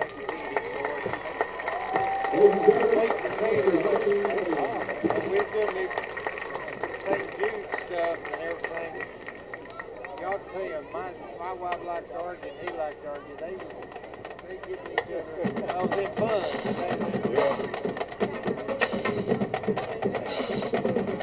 Yeah, I ain't never around. I still miss those good old days when you, Daddy, Liam, Meet Jack. He was a happy guy until he got hurt in a car wreck that wasn't his fault. The insurance company seemed friendly enough, and they made him an offer. Turns out it was less than he needed, but how was he supposed to know? Seems like the insurance company was looking out for themselves, but no one is looking out for Jack. If you get hurt in a car accident, don't be like Jack. Make the smart choice. Call OEB Law and turn your wreck into a check. 546-1111. Really? Again? Hey, if I had automotive style suspension like the new Simplicity, plus a free floating mower deck for the best cut, I'd be all that too. Well, and if I had the expertise and advice of his Simplicity dealer, maybe he'd look forward to hanging out with me. You don't have a Simplicity dealership. Good point. Huh. Yeah. SL Bowman & Sons, 524 North Front Street in Rockwood. 1950.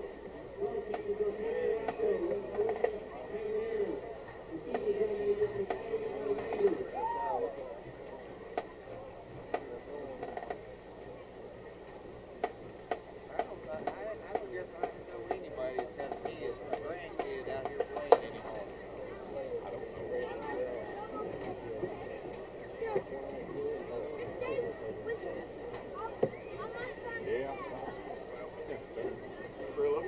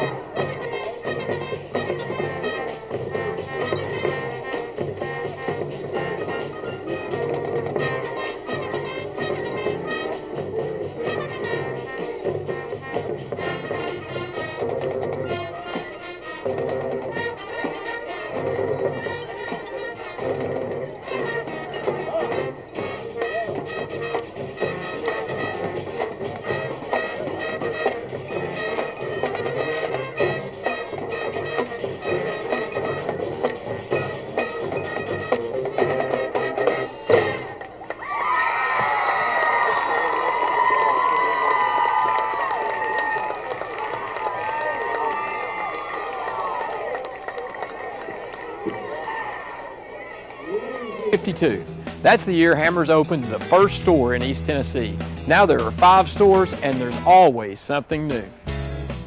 Like in Hammers' popular ladies boutique department, you'll find the lowest price possible on new arrivals every week. Find similar deals in the men's department and the expanded rug department. Plus, special purchases always offer surprise savings. You never know what you'll find next at Hammers.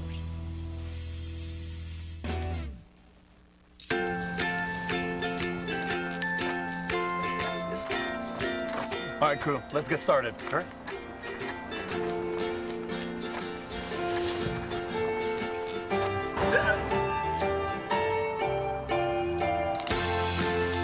Don't ignore the law. You must call 811 at least 2 to 3 days before any digging project so you can avoid hitting our essential buried utilities. For digging projects big or small, make the call to 811. For 30 years, Reno Sporting Goods has been a leader in supplying the highest quality equipment and apparel for sports teams throughout East Tennessee. Athletes, fans, and coaches alike rely on the knowledge and experience that only Reno's can provide. For the best in team sports, shop Reno Sporting Goods. Come celebrate Ford Truck and SUV Month at Ray Varner Ford in Clinton. New 2019 Ford Ranger Super Cab, $22,996. New 2019 Ford F-150, $23,629. New 2019 F-250 Crew Cab 4x4 XLT, $45,578. New 2019 Ford Edge, $27,998. New 2019 Ford Fusion, $19,960. Ray Varner Ford in Clinton. I-75 exit 122 or shop us online at rayvarnerford.com. Big E's Deli and Market is now open in Rockwood at 326 North Gateway Avenue. They have both 100% gas and gas with ethanol. They are open from 6 a.m. until 11 p.m., 7 days a week. Come by and visit the new owners of Big E's. They have all types of sandwiches in the deli, plus competitive gas prices and the coldest drinks in town. That's Big E's Market, 326 North Gateway Avenue in Rockwood. Evans Mortuary has been serving the needs of families in and around Roane County since 1976. As established members of our hometown community, we understand the security of dealing with people you know you can trust. We built our reputation on this trust. The Evans family appreciates the confidence the community has expressed in us over the years and will constantly strive to earn that favor. Evans Mortuary, 805 North Gateway. It's nothing personal. It's just business. Hello? That's how some people do things. Right away. To us, everything we do is personal. Because anyone can answer the call. It's who shows up that matters most. That's the quality of your independent agent and the company that stands behind them. Griffin Insurance is your local independent auto owners insurance agency. The Harriman Utility Board is committed to providing safe and reliable natural gas service to our customers in Harriman and Roane County through the use of safe operational procedures with trained and knowledgeable personnel. An odorant is added to natural gas and maintained to a certain level so that in the event of a gas leak, it can be easily detected. If you smell or suspect a natural gas leak, please call the Harriman Utility Board at 882-3242. We can be reached 24 hours a day, 7 days a week. Reno Sporting Goods, your first choice for sports equipment. On the court, on the field, or in the stands, Reno's has the brand names you want. All the latest from Adidas, Under Armour, and more. From custom embroidery to screen printing, it's all about the game. For over 30 years, Reno Sporting Goods. Planning a funeral can be difficult at best, but it can be a lot easier if you work with people who care. That's Davis Funeral Home in Harriman and Wartburg. Davis Funeral Home gives attention to every detail, ensuring your loved ones will be remembered with honor and integrity. Davis Funeral Home works very hard to give you the most professional service possible. Davis Funeral Homes, Morgan Avenue in Harriman and Old Mill Road in Wartburg. Davis Funeral Homes, people who care. Back at Civitan Field, Aaron Harvey, James Gibson. It is halftime, and we might have said the wrong score a little bit earlier. Our viewers are going to keep us honest, though. We want you to know Rockwood up in this one 14-7. I think I may have said that Kingston was leading at some point, and that was obviously a mistake. Some scores of interest as we go around the area. Some pretty surprising scores. At halftime, Meigs County up on Clinton 14-0. Anderson County at the half up on South Doyle 21-7. I mean, that's a big surprise there, and that's a big-time game, and South Doyle's been dominating everybody. So Anderson County going up there and trying to put up a big-time game, man. That's impressive. Farragut up at the half on Oak Ridge 14-7. We got some halftime stats as well. Kingston with 7 first downs to Rockwood's 2. Rushing yards, Rockwood with 121 to Kingston 70. Passing yards, 83 yards for Kingston, none for Rockwood. You'd think that would be reversed, but it doesn't. Kingston leading in total yards, 153 but to 121. But you see the 2 turnovers there, major turnovers, as Rockwood capitalized off of both of those to score 14 points in that first half. And you saw the penalties and yards there as well. So Kingston, as we said earlier, won the toss. They deferred to the second half, so the Yellow Jackets will get the ball to start this one as time winds down on halftime. I don't know if you could hear that buzzer in the background, but Kingston they're up. They're ready to go. They're fired up. They want to get this second half started, and that's some anxiousness from them. Absolutely, and Rockwood coming out, and it should be 14-14. If Kingston could have punched that in, we should be at a 14-14 game, but Kingston unable to push that in earlier. But what was a good stat line there for Kingston was lack of penalties for Kingston finally, but again, plagued by the turnovers, 2 in the first half alone. So the second half is officially underway as Woodall kicks this one away. And it's taken at about the 6-yard line. It's Rose, and he's got a major running up the right sideline. Nobody is going to catch him. Marcus Rose, 85 yards to pay dirt. Touchdown, Kingston. Now that's the way to imprint your name on a game, is just break one off, because that was a really impressive kick. He has good field vision and obviously good speed. We've been talking about the athletes for Kingston all year long, and that's why right there. They have speed all over the field, and he made Rockwood pay. Nobody was catching Marcus Rose. Got to be the fastest player on that Kingston team, as this is the 3rd time that we've seen Kingston. So actually caught that ball around the 8, which would make that a 92-yard return for a touchdown. Very impressive. As Preston Allen is on to attempt the extra point for Kingston. It's up, and it's good. 14 all. Kingston, boy, that was quick. 12 seconds into the second half. We've got a tie ball game here. It is Kingston-Rockwood on your OEB Law Game of the Week. This check will make things a lot easier. It'll cover your medical bills, auto repair, and we've even given you an allowance to help cover your expenses while your car's getting worked on. All you need to do is sign right here, and we'll take care of everything else. Thank you so much. A smiling cheater is still a cheater. If you want all your money, better call OEB Law and turn your wreck into a check. Come celebrate. Back at Civitan Field, Kingston needs a kickoff to tie this one and the extra point. So special teams for Kingston ties this one up at 14, as now the Yellow Jackets will kick the ball off to Rockwood. But you could feel it. You could yeah. feel it. When they came out of the locker room, they were fired up. They were on the field waiting for Rockwood to get out there, giving them the death stare, really, and big return. And, yeah, we mentioned it. Kingston was set up to receive that kickoff with the time winding down on the clock. And so here is the kickoff, and it's going to be taken by Hannibal at about the 15. Hannibal jukes around, tries to make some guys miss, but can't. In on the tackle for the Yellow Jackets, it looks like Don Dana. Not much of a return there. It's kind of difficult in that situation, but as a kick returner, you really have about one move, maybe two at the max. He tried to bounce it outside, away from his blockers, and that's never a way to have success. So Hammers 1st and 10 for Rockwood, as the ball will be spotted at about the 23-yard line. Big formation here. Brackett sends a man in motion. Handoff goes to his tailback, and he's going to be stopped after a gain of 2.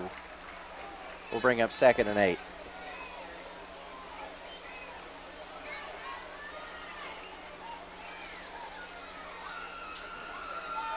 That Kingston nose guard, Brackett, he's a tough character. He got blown off the ball, but he shedded both blocks and tried to get in on the play. He's a tough kid. That's another bracket. We got a lot of brackets in this game tonight. Absolutely. That big offensive line for Rockwood. So Nate Brackett, quarterback, sends a man in motion. Takes a snap. Pitch goes out left side. This one goes to Hannibal, and he is speedy. Gets out to the outside, has well enough, and now changes direction. Gets down to about the 42-yard line, and we've got a stoppage in play. He's and banged Hannibal up a little bit. He gets up a little sluggish. There is a flag on the play back at the 28-yard line, which is about the line of scrimmage, which leads me to believe that this play's coming back. That's unfortunate. That's unfortunate. And number 1 for Rockwood, Hannibal, he's 5'6", 120. He's a speedster. He's athletic. But on those type of situations there, you got to get upfield. Don't dance around too much because you know the troops are coming from the inside heavy. So when you go to juking on back to the inside like he does right here into all that traffic, you got to be expecting a big hit to take place. He needs to get upfield. And that's just a sophomore. He'll learn that lesson. Oh, he's got speed. He's a dangerous ball player. So the referee tells us there was a hold on the play. That's a 10-yard penalty from the spot of the foul. And the ball will now be placed down at about the 16-yard line. That's a pretty big loss. That's a huge loss. So you go from having a Hammers 1st and 10 at around the 40-yard line to having a 2nd and, 16 at your own 16 or 17-yard line. So, and here's the same play, and Kingston was ready for it this time as Hannibal's tackled in the backfield. Trey Schultz, big defensive end, coming up for the big play in the backfield. I really like this Schultz kid all year long. He's a big, athletic defensive end. I think he's the backup quarterback. He's the one throwing a heck of a ball in warm-up, so very talented player. And that's going to back Rockwood up even more. The line to gain is the 34, and the ball looks like it's placed at the 14, which would indicate it is 3rd and 20. So Brackett from under center rolls around the right side. He's got pressure coming. Flips it up ahead. That ball is complete. And that goes to Dylan Garrett. He's going to be pretty well short of the first down, though. Looks like they're going to send out the punt squad. I would think. Again, that full moon's out. You never know what can happen. That is a beautiful harvest moon, and it's tucking in behind the clouds a little bit. Kind of gives a creepy vibe as it's also Friday the 13th today. Brackett, the punter for this Rockwood team as well. Clean snap. That ball is an end-over-ender. Will land at the 36-yard line, take a great Rockwood bounce, and land at the 21-yard line, and that's where Kingston will have a Hammers 1st and 10. Wonderful, wonderful punt by Brackett. He's a heck of a kicker, man. I mean, he's legit. We saw him in warm-ups, and he was booting them. Look at that moon. There's that harvest moon. That's beautiful. Those clouds. Every now and then, they'll just kind of run in front of that moon, and it makes you think you need to fear for your life a little bit. It does. How many times have we heard sirens already tonight? That's true. So tie ball game, exactly 9 minutes. We are 3 minutes into the third quarter as Kingston will take over with a Hammers 1st and 10. Collins, your quarterback, lines up under center, sends a man in motion. Handoff goes to a tailback, getting uphill really fast, I believe is Elijah Hill. Nope, I'm wrong, it's Brackett. Just a little too much. When you're wrong, just go with Brackett. But he had a hole there, just a little too much dancing. If he could have hit that hole hard, see the hole? Oh, yeah. Yeah, if he just hits it hard, he picks up another 3 yards there. So So a pickup of 4 will bring up a 2nd and 6. When in doubt, just go with Brackett. Just go with Brackett. Brackett, the safety for Rockwood, is starting to back up a little bit more. Looked like Rockwood lined up offsides. And if they did, it paid off for them, as there's not a flag on the play, and the Tigers stopped the Yellow Jackets behind the line of scrimmage, as it looked like Kingston trying to make a dive play there. So a loss of 1.5, we'll call it 3rd and 8. Running that zone, that offensive line tried to get to the 2nd level before they held up on the 1st level, and the 1st level was able to make the play for the defense. So Kingston got to hold that block just a little bit longer. So here's Collins. Oh! Whoa, what happened there? Nobody moved except for the center's hand. That's too many times for Kingston. What did he call? A false start, so that's a 5-yard penalty.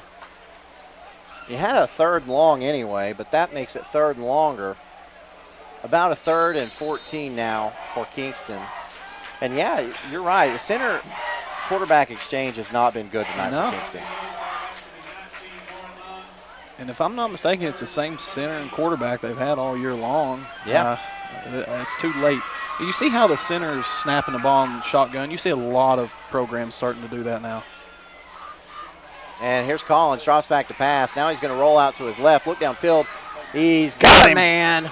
It's caught, and that time it is Luke Borum. Had a drop earlier in this game, a crucial drop, but makes up for it there, as a pickup of 14 will bring up a Hammers 1st and 10. That's a big play. Heads up, scrambling, no threat, don't rush it. Found an open guy. And Collins he keeps his eyes upfield and finds his wide receiver. 2 weeks ago, he would have ran that football. So that he is developing. That is a good job. And a young guy, just grade 10. Collins going to take this one from under center. Sends a man in motion. That's Hill. Handoff goes to a wingback instead. Getting up with it is Brackett.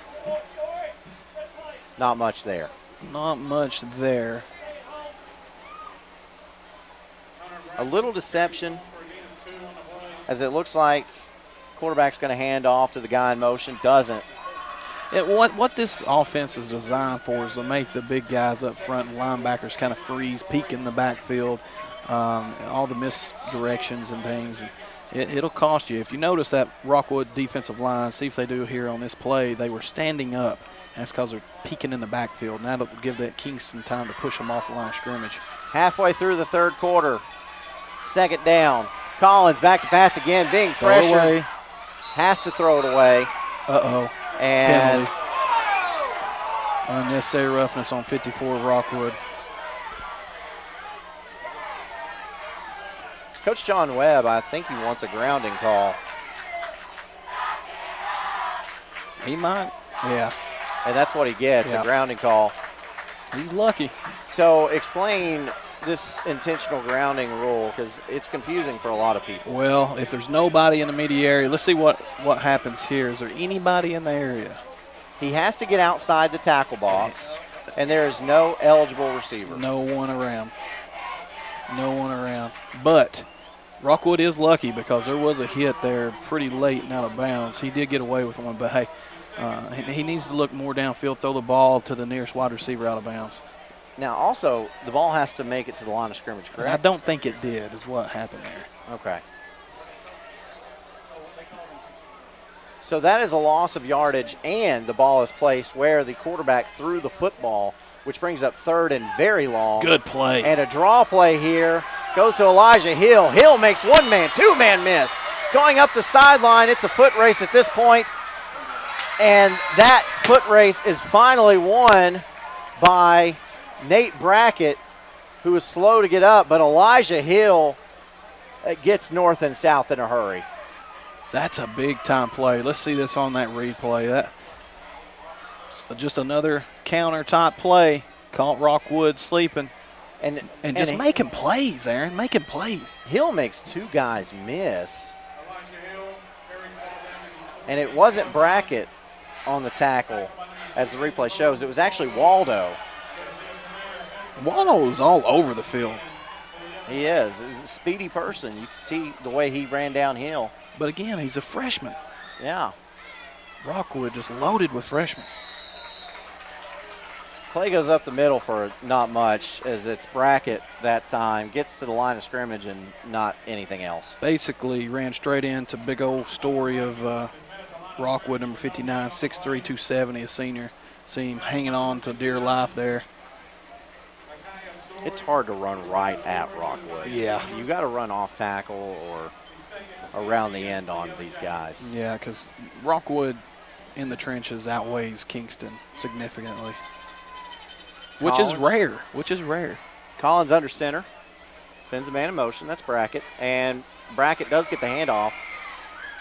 They've had a lot of success with this counter isolation play. They're picking up yards. And actually, that's Rose.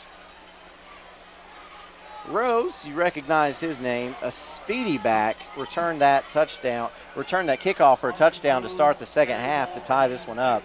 And Kingston has the ball, they're driving, but a big 3rd and 4 here. Now, let's see if Kingston can hold on to the football, don't have a penalty, and pick this up. These Yellow Jackets, they're wearing Rockwood down at this stage in the game. Handoff. This goes to Hill. Hill runs off tackle or off guard. And he's going to be close to a first down. Rockwood is really feeling it. This is where numbers come into play big time. Looks like a first down by Kingston. But I'll tell you, Rockwood's going to have sub a little bit more, which is unfavorable for them. They're a smaller school than Kingston, so they probably don't have as many guys on that depth chart. Hill, he went wide, but it almost looked like he went up the A-gap. He did. They blocked down, and the quarterback rolls out, hands it off inside, trying to get Kingston or Rockwood to flow to the football. Collins under center on the Hammers, 1st and 10, and wow. I'm not exactly sure what happened there. I think Collins faked all of us out on a handoff and kept it. It's full. Yeah, he held on to that ball as absolutely long as he could, which is dangerous. It is, but Dakota Waldo came in there and put the smack down, but didn't wrap up. And the quarterback made him play by picking up a couple yards. Kane Collins showing some toughness, picks up 3 yards on a play that looked like it was going to end in the backfield to bring up a 2nd and 7 for Kingston. Collins takes a snap, handoff, and with great running room and a big, huge tackle that time. On the carry was Donathan, Carson Donathan, but Nate Brackett. That's a touchdown saving tackle. But again, Kingston just keeps on picking yards up. Jeez. There he is, Donathan, and then watch this tackle. Good. That's what you look for out of a safety. Good secure tackle. Took his legs out from under him. That's one of those that if you're playing video games, that's the hit stick. Yeah, right absolutely. there. Collins under center. A Hammers 1st and goal. Handoff goes to Hill around the right side. Gets it to about the 4-yard line. We'll bring up 2nd and goal. Kingston runs outside, trying to get the flow of the defense to really hit that outside, and then they'll come back with that counter, trying to pick up big play here. Kingston in scoring position, looking to take their first lead of this game with 2:18 left to go in the 3rd quarter. 2nd and goal. That's Brackett in the backfield. Collins under center. Watch for the counter. Rose gets the handoff, going from right to left. Being held onto and dropped. A lineman just reached up, put that paw on him, and it looked like it was Eli Grant or maybe DJ Gallion. And Josiah Gilbert in on the play, too, 6'3", 280, junior.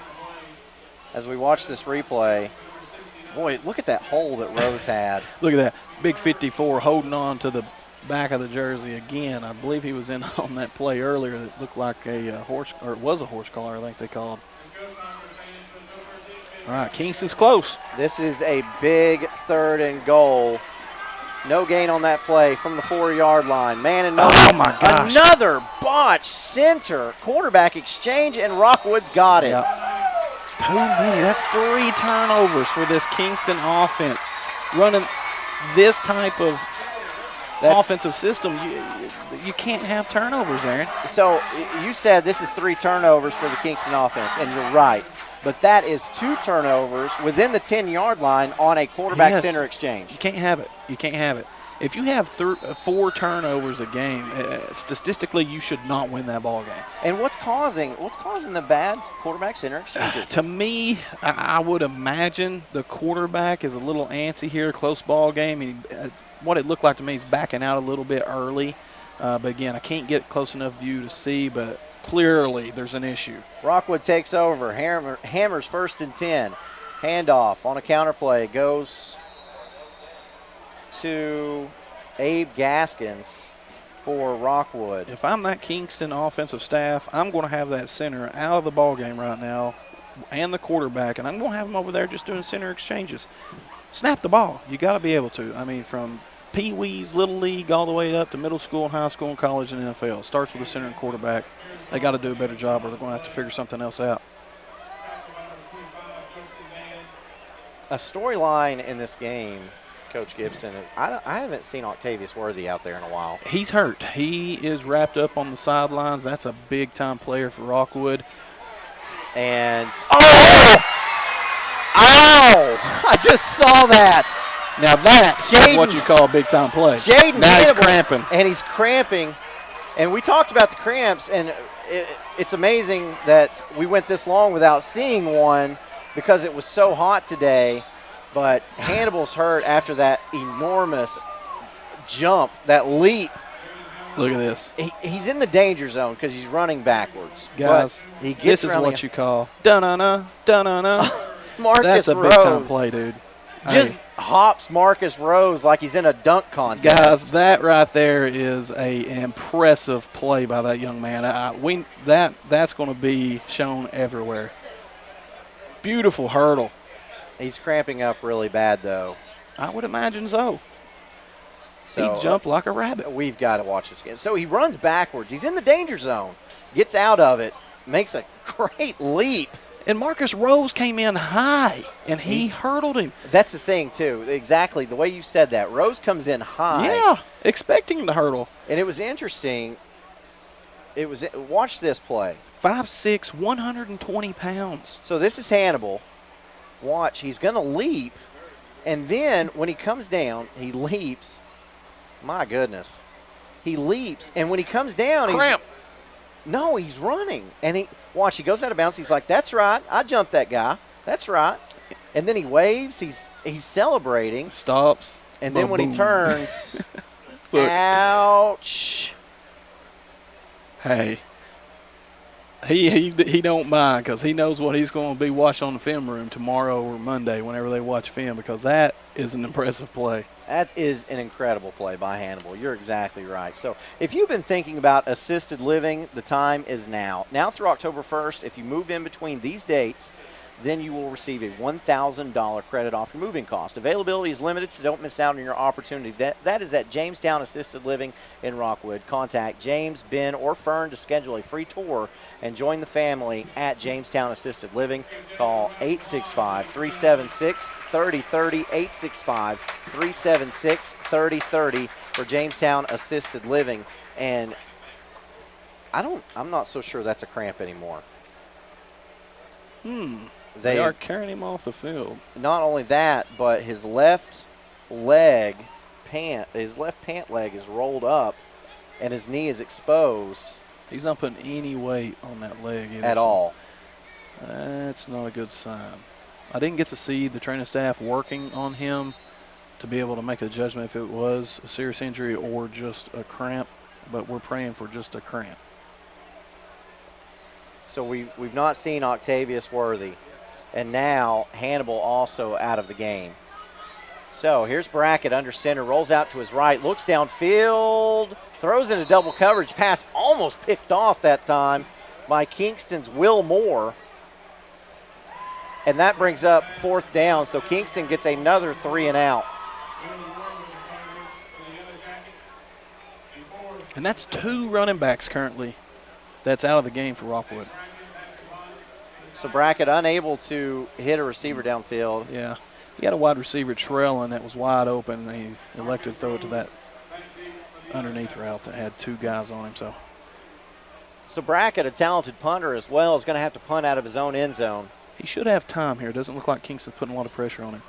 Well, look how high, Aaron. Wow, and that is a... Ooh. Oh, takes a bad bounce this time, though. And coming up to touch it and down it was Zadvion Fickey for Rockwood. Good hang time, but, man, unfortunate bounce for Rockwood. That gives Kingston the ball on what? 34-yard line. So Kingston is really, honestly, they've not led in this game, but really they're ahead in the stats. They are. And they've dominated. It's just those 3 turnovers but you know are where killer. they're leading in the stats? The turnovers. They are. Going to have to tighten up. It's kind of been a storyline so far for Kingston. Penalties and turnovers, penalties and turnovers. So let's see if they can respond. Hey, look who's at quarterback. A Hammers 1st and 10, and Trey Schultz takes over at quarterback. Handoff goes up the middle to Preston Quiet.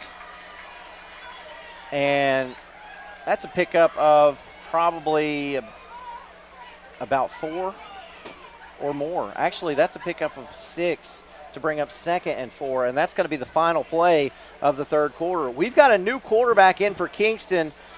The Yellow Jackets on the Rockwood side of the field. Tie ball game, 14-all as we end the 3rd quarter on the OEB Law Game of the Week.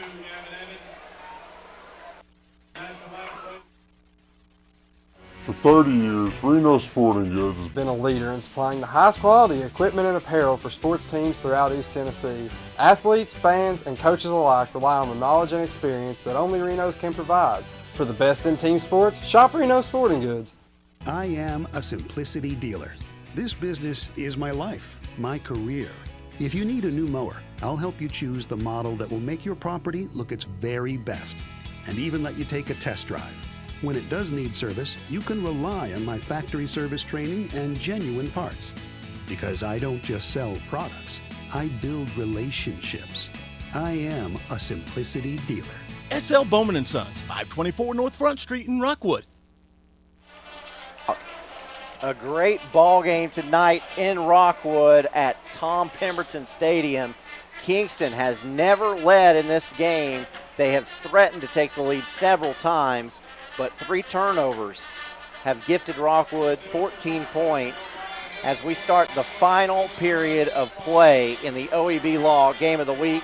Kingston just 27 yards away from taking the lead in this game. And as you pointed out, and we've got a stoppage in play here, as you pointed out, a new quarterback. So apparently Brian Pankey thinks this quarterback center exchange is the fault of Kane Collins because he is on the bench watching Trey Schultz take over. So a big storyline, first play of the 4th quarter, and we got another stoppage in play. I'm not sure what's going on. I'm not sure, but Schultz was calling for motion.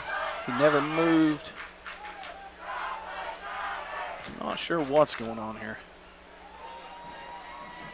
But as you were saying, Trey Schultz, we've watched him in warm-ups twice, I believe, this year, 3 times, and he is an impressive throwing quarterback, which doesn't quite fit this system, so to speak, because they do run the ball, a lot of misdirection, handoffs and whatnot. But just wait and see if this young man gets a toss of football, and you will leave impressed. Kingston has thrown for over 100 yards tonight. And here's Schultz, handoff, goes to Rose. Rose puts his head down, gets ahead. He's going to be close to a first down. Matter of fact, he's going to have it. A Hammers 1st and 10 as Kingston continues to move the chains. Big run. 100 yards tonight. Big run. And here's Schultz. Good hold, good kick out block. the number 53, the offensive guard for Kingston. Picked up a big play. And that was Elijah Hill, number 13, not number 19. And there's number 19. Ooh. And we have another fumble, and Rockwood picks it up. That is the 4th turnover for Kingston. The fullback ran straight into the quarterback. And you look at that and you say, you got a new quarterback, hasn't played all year. Was that his fault? Let's see here. We'll see here in just a moment. Unfortunate for Kingston. Is that the 3rd turnover inside the 20? Well, that wasn't inside the 20, but yeah, that's the 3rd turnover inside the 30. Ugh. Oh, I'm not sure what happened there, who it's on, but Coach Spanky's going to know. He will know. Hey, And Schultz comes in there fired up after turning the ball over and makes a play in the backfield. Electing to keep the start quarterback in on defense. I like it. Dakota Waldo gets the handoff there, and as you said, it's that quarterback. If it was his fault, he's trying to make up for it now. He is. He just read the block, the defense or the offensive tackle block down. He squeezed on the play, made an easy tackle. So that Hammers 1st and 10 quickly turns into a 2nd and 10. 11 minutes left in this one, 14 all. Brackett under center. Sweep. Pitches it out to the left side. That goes to Waldo as well, protecting that football. And Schultz is going to get credit for another tackle. Short gain on that play. Trying to get outside. And that's hard to do against this Kingston defense. They got some really speedy athletes all over the field. They do. As we see on the replay. Just right in the middle of the field, Waldo makes the first guy miss, which allows him to pick up some yardage, but not able to get outside. So now a 3rd and 6. It's a long 6. As Rockwood trying to avoid another 3 and out. Brackett gets the play, doesn't like it. He's going to call a timeout. Took too 14 long. all. 10:49 left to go in this game. It's a good one. We've got you covered here for the rest of it on the OEB Law Game of the Week. Well, the damage doesn't look too bad. This check should cover the repairs. Oh, okay. Also, you're not covered for a rental vehicle, but we gave you an allowance so that you can get to and from and pick up your vehicle. How's that sound? Sure. Great, fantastic. If you could sign right here, and then you can get on with your life. A smiling cheater is still a cheater. If you want all your money, better call OEB Law and turn your wreck into a check. For 30. Back at Civitan Field. A big 3rd and 6 for Rockwood off of the Kingston turnover. Ball spotted at the 30-yard line. Big 3rd down here. And Rockwood had to call a timeout because the coaching staff just couldn't quite figure out what they wanted to call here. So Brackett under center. Sends a man out. Uh-oh. And Brackett's going to keep it, go around the left side, picks up 5-6 yards. Boy, he's going to be really close to a first down. Close. It looks like he's got it. Boy, Brackett was in trouble from the start on that play. Center sends a man out. Looked like he just wanted to quickly throw it. Had no time. Had a tight end going up the seam, it looked like. And he does pick up the Hammers 1st and 10. Big play there by the Rockwood senior quarterback.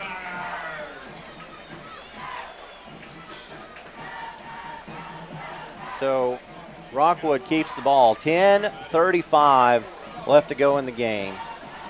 Boy, it's been a good one tonight. It is. Well, it's classic Rome County football. I mean, what do you expect? Every game we've covered, every game I've ever hardly watched, when these Rome County teams face each other, it's a good game. Listen to that crowd. Brackett under center. Handoff. Going from left to right. Another shifty player in there. That's Jack Alexander. He maybe picks up a couple of yards. And Justin Van, the senior safety outside linebacker, came up and bounced the play on the inside. That way his troops could make the play. And he might have had a hold on that play after. Close. Very close. after looking at the replay. And it's so great to have that replay. I'm telling you. And these high-def cameras are impressive. If you're at home, let us know what you think. 2nd and 7 after a pickup of 3 on a Hammers first down. This handoff goes right up the middle. That's Waldo. Big Trey Schultz on the tackle again. Another pickup of a couple. Should bring up about 3rd and 5. Another big 3rd down with under 9.5 to go in this one. This is a big 3rd down here. Rockwood needs this. 3rd and 5 is what we'll call it, as Brackett gets the call straight from Coach Webb. If I'm Rockwood, I'm going back to that counter play that had so much success in the first half. You ran it outside a little bit. Let's see what they do. Under 9 to go. Play clock winding down as well. 5 to go. 2, gets it off. Handoff. Goes to Alexander, and he's short of the first down by a yard.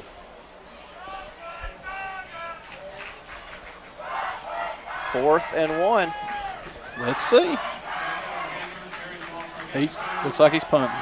On the first drive of the game, Rockwood went for it on the Tiger 38-yard line on 4th down and converted. But at this stage in the game, you got to punt this away. You do. Even if your defense is tired and allowing Kingston to move the football a little bit, but Kingston has coughed it up 3 times and a 4th turnover on an interception.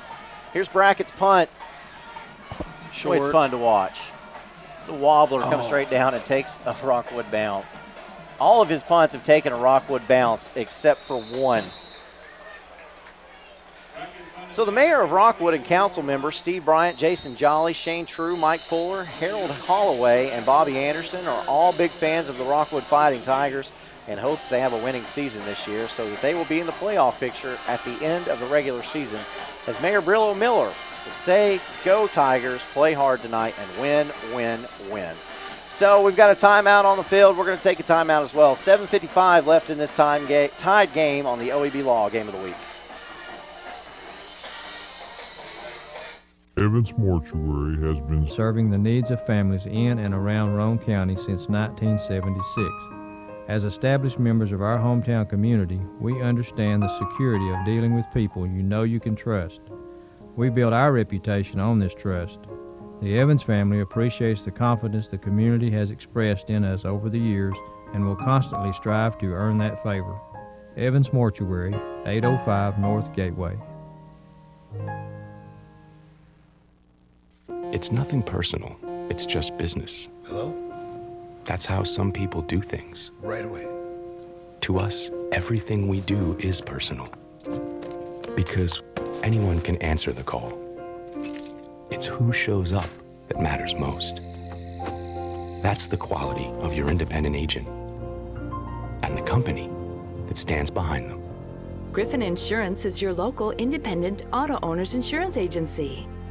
Needed a water break there. Hammers 1st and 10. Here's a pass on. One-handed catch by Hill. Gets uphill to about midfield. That is a 24-yard gain. What a catch. For Elijah Hill. What a catch. Beautiful. Watch this. So Schultz with his first pass of the game. Looked like a one-handed catch. It was a one-handed catch. Wow. Now, that's the difference that Schultz brings to you is a little bit more arm strength and a little more accuracy, really. And he's taller. He's taller. He can see over the line a little bit better. And he's a senior. So Schultz, a big storyline in this one, has taken over at quarterback. And handoff goes to his running back up the middle. I believe that was Brackett. Let's see.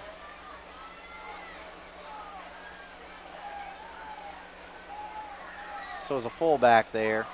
Good run, though. Fell forward, dragged the pile a little bit. Gain of 2.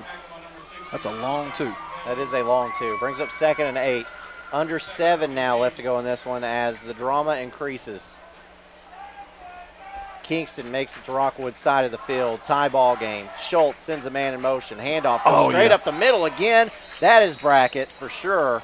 And he's down at the 44-yard line, just shy of a first down by a couple of yards. Good run.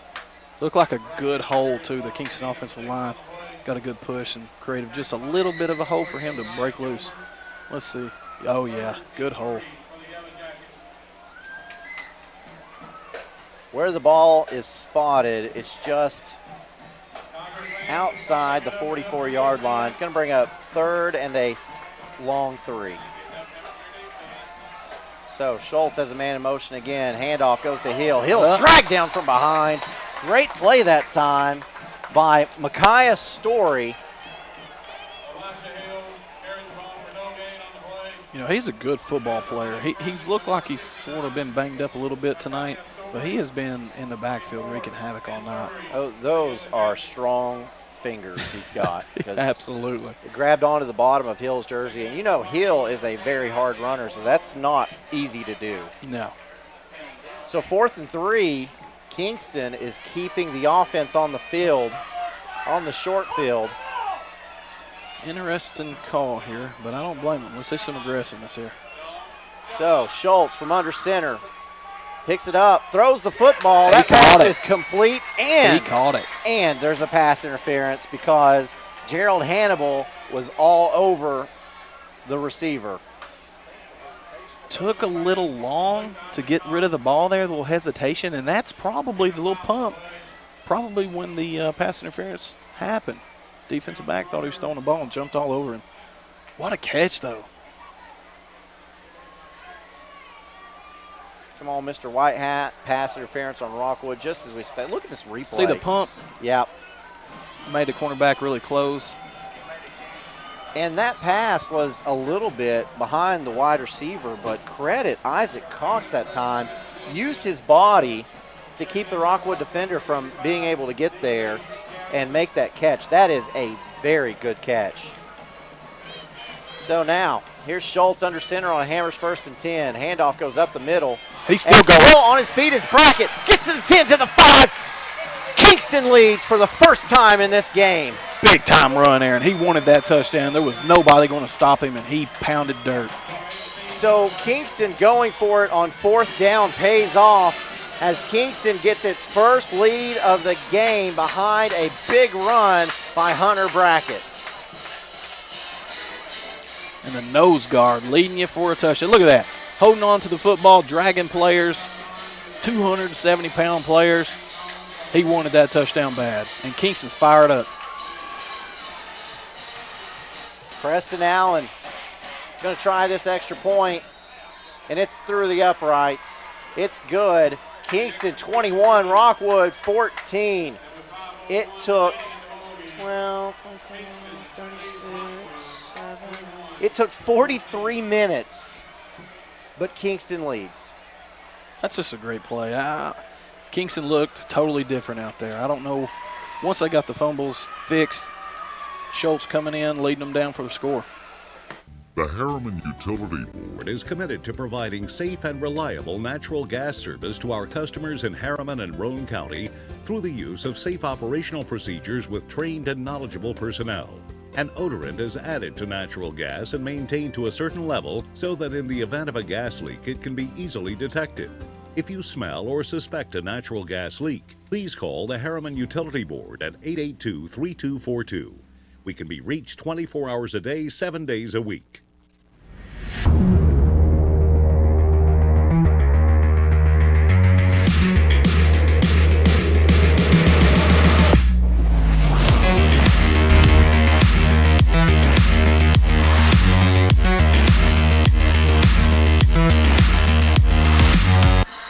Back at the OEB Law Game of the Week, Preston Allen set to kick it deep for Kingston.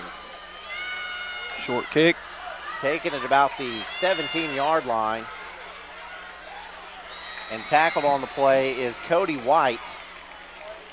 So let's do a summary here. Kingston trailed the entire game once Rockwood scored.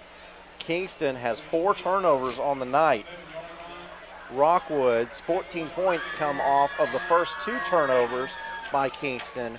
Rockwood missing a couple players as Octavius Worthy is out and also Jaden Hannibal is out. And we see Hannibal there. That's not a good sign. And I don't know how that injury happened, but, you know, a lot of injuries happen off of just freak things. You just turn and plant wrong, and that's what it takes. So Hammers 1st and 10. Here's Nate Brackett. Handoff goes to Abe Gaskins, and Gaskins with a good run there on 1st down. Very good run. I was impressed. Number 2 coming in big. That's just a pickup of, let's call it a short 3. It was still impressive to be able to pick up 3 off of it. We'll bring up 2nd and 7. We are under 5, in fact, under 4.5 to go in this game. Rockwood trying to lead a heroic drive down the field at the end of this ball game to try to tie this thing up. Brackett under center, sends a man out. That's Gaskins. Fakes a handoff, and he's wrapped up and sacked. Trey Schultz there, along with Justin Van. Big time play by Schultz, coming in there and getting his hands on a quarterback. That's always frustrating, and watch his play on the replay. It just doesn't develop. And credit Hunter Brackett for making it into the backfield from that linebacker position, and that really put the pressure on Nate Brackett. And Justin Van was in there as well. That was just almost jailbreak. Everybody coming inside. Ain't much you can do if you're Brackett. A loss of 3 brings up a very crucial 3rd and 10 for this Rockwood team. Depth playing a factor. The Rockwood offensive line starting to make some mistakes. You almost feel like this might be a play of the game. Brackett has to get rid of it very quickly because he was under pressure, and that pass is almost intercepted by Kingston's Nathan Bowles. Will bring up 4th and 10, and Rockwood is really in a position of desperation here. 3:20 is on the clock. You almost feel like Rockwood has to go for it, and they think that too, as Coach John Webb wants a timeout. It's Kingston 21, Rockwood 14, with 3:21 left to go in the OEB Law Game of the Week.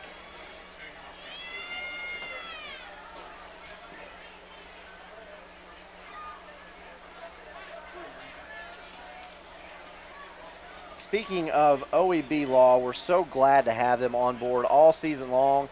You know, OEB gets involved with the community through charity, event sponsorships. They do the Shrine Circus, Rivalry Thursday, Ice Bears, Monster Jam, the Harlem Globetrotters, WWE Wrestling, Spotlight Kids, and county fairs. And every season they identify a current event need on the national or local level, try to lead and get the word out that help is needed, and then lead by example by organizing or contributing to the relief effort. They do that on top of everything they do for personal injury. OEB Law, go to reckontoacheck.com for more information. So Rockwood is going to keep the offense on the field, and they pretty much have to at this point. They have to, and if you can tell, there's a lot of Rockwood fans actually emptying the stadium right now.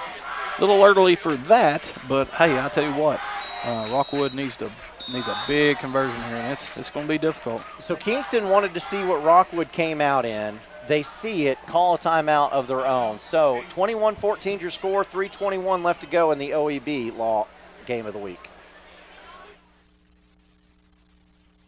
At Ray Varner Ford in Clinton, new 2019 Ford Transit medium roof cargo van, $32,925. New 2019 Ford Transit Connect cargo van, $21,992. New 2019 F-250 Lariat Sport Crew Cab 4x4, $54,818.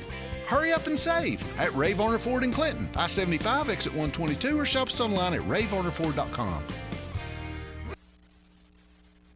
Reno Sporting Goods, your first choice for sports equipment. On the court, on the field, or in the stands, Reno's has the brand names you want. All the latest from Adidas, Under Armour, and more. From custom embroidery to screen printing, it's all about the game. For over 30 years, Reno Sporting Goods. So here's Rockwood with a huge 4th and 10. If the Tigers don't get this, you have a feeling this game might be over. A lot of young players in at the skill position for Rockwood. Here's Brackett from under center. Sends a man in motion, drops back to pass. A fade pattern going out of bounds. Overthrows his target that time as he was trying to hit Owen Heil. Interesting play call. I know it's a long 10. But with Rockwood not really throwing the ball a lot, that's a interesting call. Had the one-on-one coverage. Yep. Hey. And Brackett was going there the entire time. He was, and it's easy to read if you're a safety or a corner, but hey, unfortunate. We still got a ball game here, Aaron. Anything can happen. Well, Kingston does have 4 turnovers on the night. However, 3 of those were on a quarterback-center exchange, and since then the quarterback has been replaced. So Trey Schultz has taken over, led Kingston down the field, helped the Yellow Jackets get the lead, and he's under center now on Hammers 1st and 10. Handoff goes to Brackett, takes it off guard over the left side. A good pickup on the first down. Gets it to about the 20-yard line, and it's going to be about 2nd and 2. That's a good run, and good job by the Kingston offensive guard, left guard 53, really getting upfield that second level, and that's what made the play.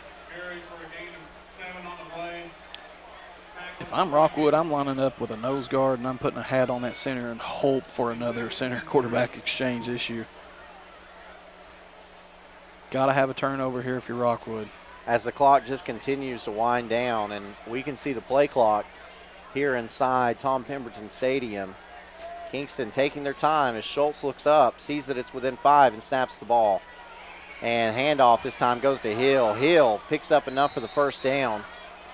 There is a flag around the 21-yard line, which is going to stop the clock temporarily, and it's a hold on Kingston. That is a big call for Rockwood. Otherwise, we would have had a Hammers 1st and 10, but now it's going to be 2nd and long. And you see the hold there on the replay. So that's 10 yards from the spot of the foul. We'll put it back to about the original line of scrimmage at the 30, where it will be 2nd and 10. That's a big penalty for Rockwood. Big penalty. 2nd and long. So now the clock will wind again. 2:17 left to go in the game. The play clock is about a second behind. So you'll see Schultz snap this football with about 2:04 left. Handoff around the left side goes to Rose, and Rose picks up about 7. And Kingston showing just a little more toughness now. He was running over people. He wasn't going to go down with little contact. Marcus Rose, a junior speedster on this team. Watched him follow 54. Lower that head, boom, and he falls forward. That's what you can't ask for much more. Runs over Nate Brackett. That's saying something right there.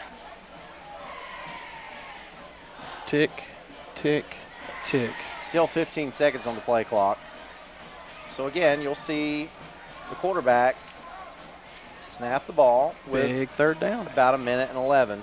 And this is a huge 3rd down and 3 for Kingston. Handoff goes to Hill. Hill is brought down short of the line to gain. And we've got a stoppage in play. I imagine this is going to be a timeout. And it is a timeout Rockwood. 1:05 left to go as we watch the replay. Hill is stopped short. Now, we saw the Kingston kicker in warm-ups booting it. He's got a great leg. He does. And if I'm Brian Pankey, I am probably looking at kicking a field goal. Well, you're going to need a nice cold beverage after this one. You might need some tobacco, too. And that can be found at one place in Rockwood, and it's on Gateway Avenue. It's at Smokin' Joe's, located next to B&O Motors. If you're traveling south, it's on the right. If you're traveling north, it will be on the left. Traveling up, you will miss it. That's Smokin' Joe's, Gateway Avenue in Rockwood. And again, the mayor of Rockwood and council members, Steve Bryant, Jason Jolly, Shane True, Mike Fuller, Harold Holloway, and Bobby Anderson are all big fans of the Rockwood Fighting Tigers and hope they have a winning season this year so that they will be in on the playoff picture at the end of the regular season. As Mayor Brillo Miller would say, go Tigers, play hard tonight and win, win, win. As you know that Brillo Miller is on the edge of his seat right now as Kingston is going to go for it on this 4th and 3.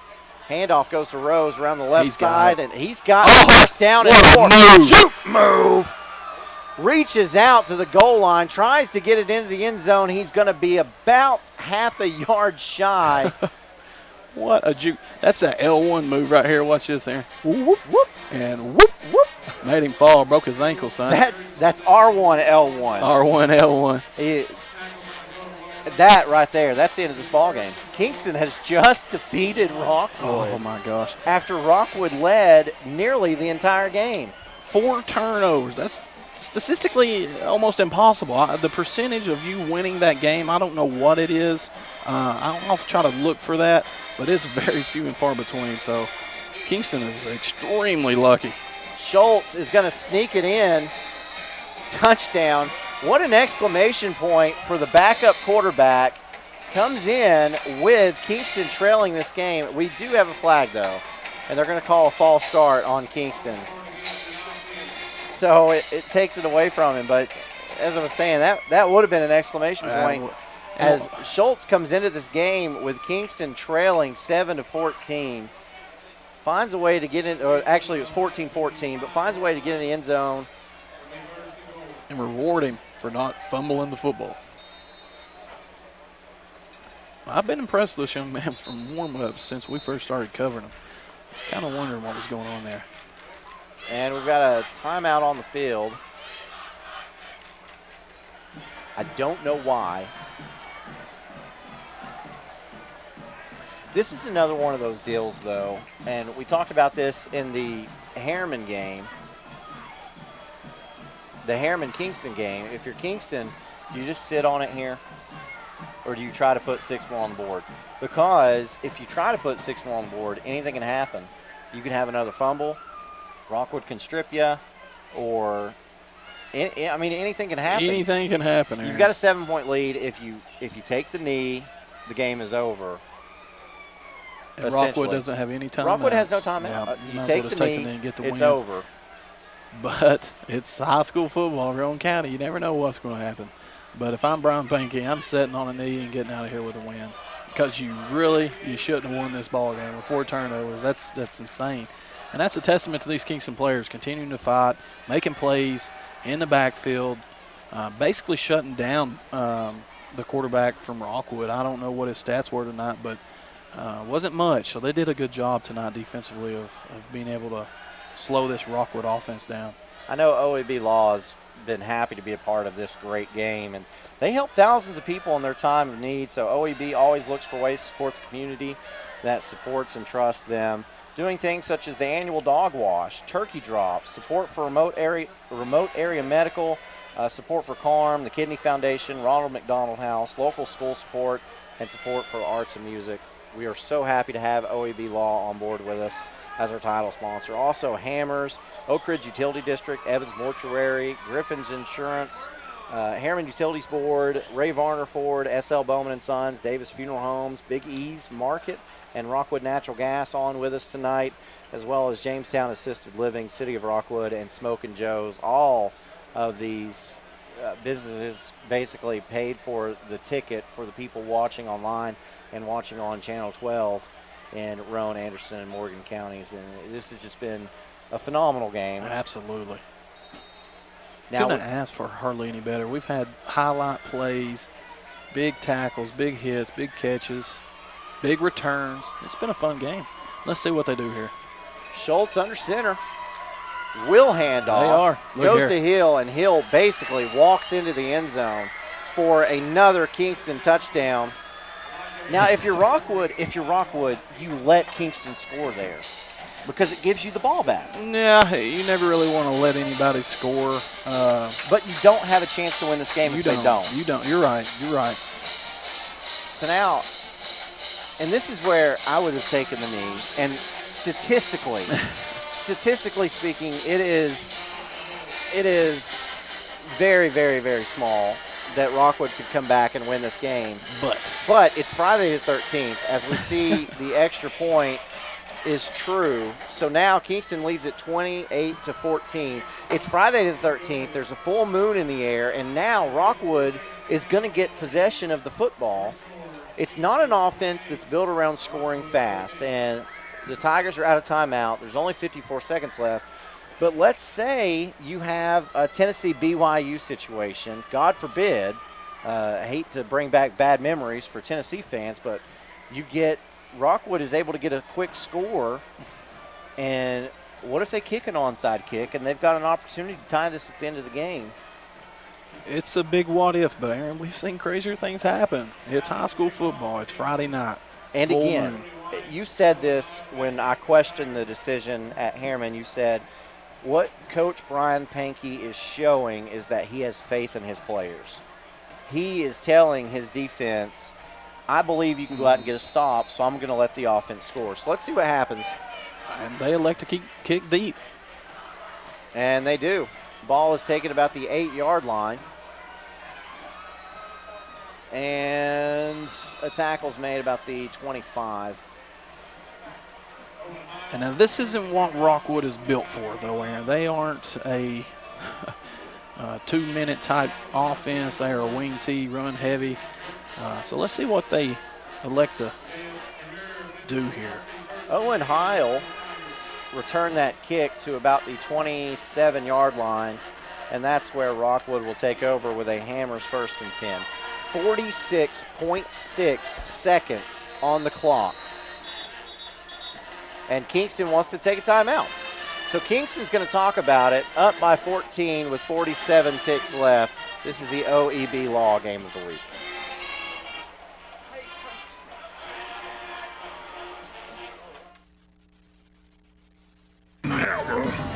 Thank you, Mr. Walker. A lot of years have passed since that TV ad.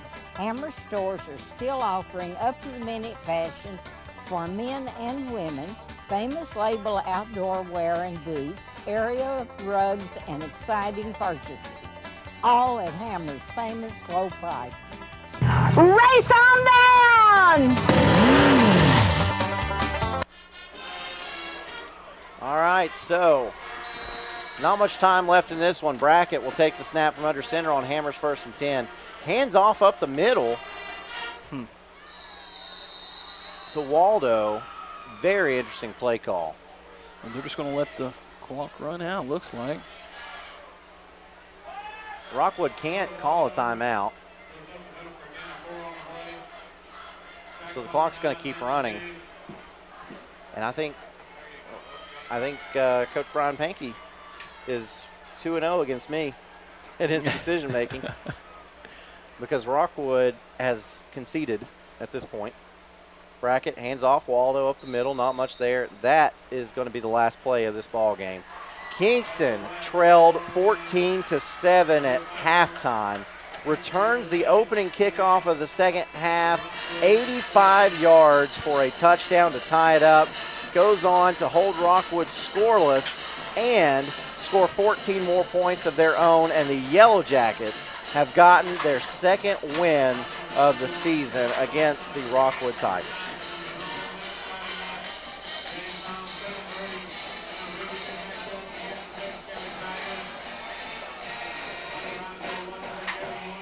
What are your final thoughts on that one?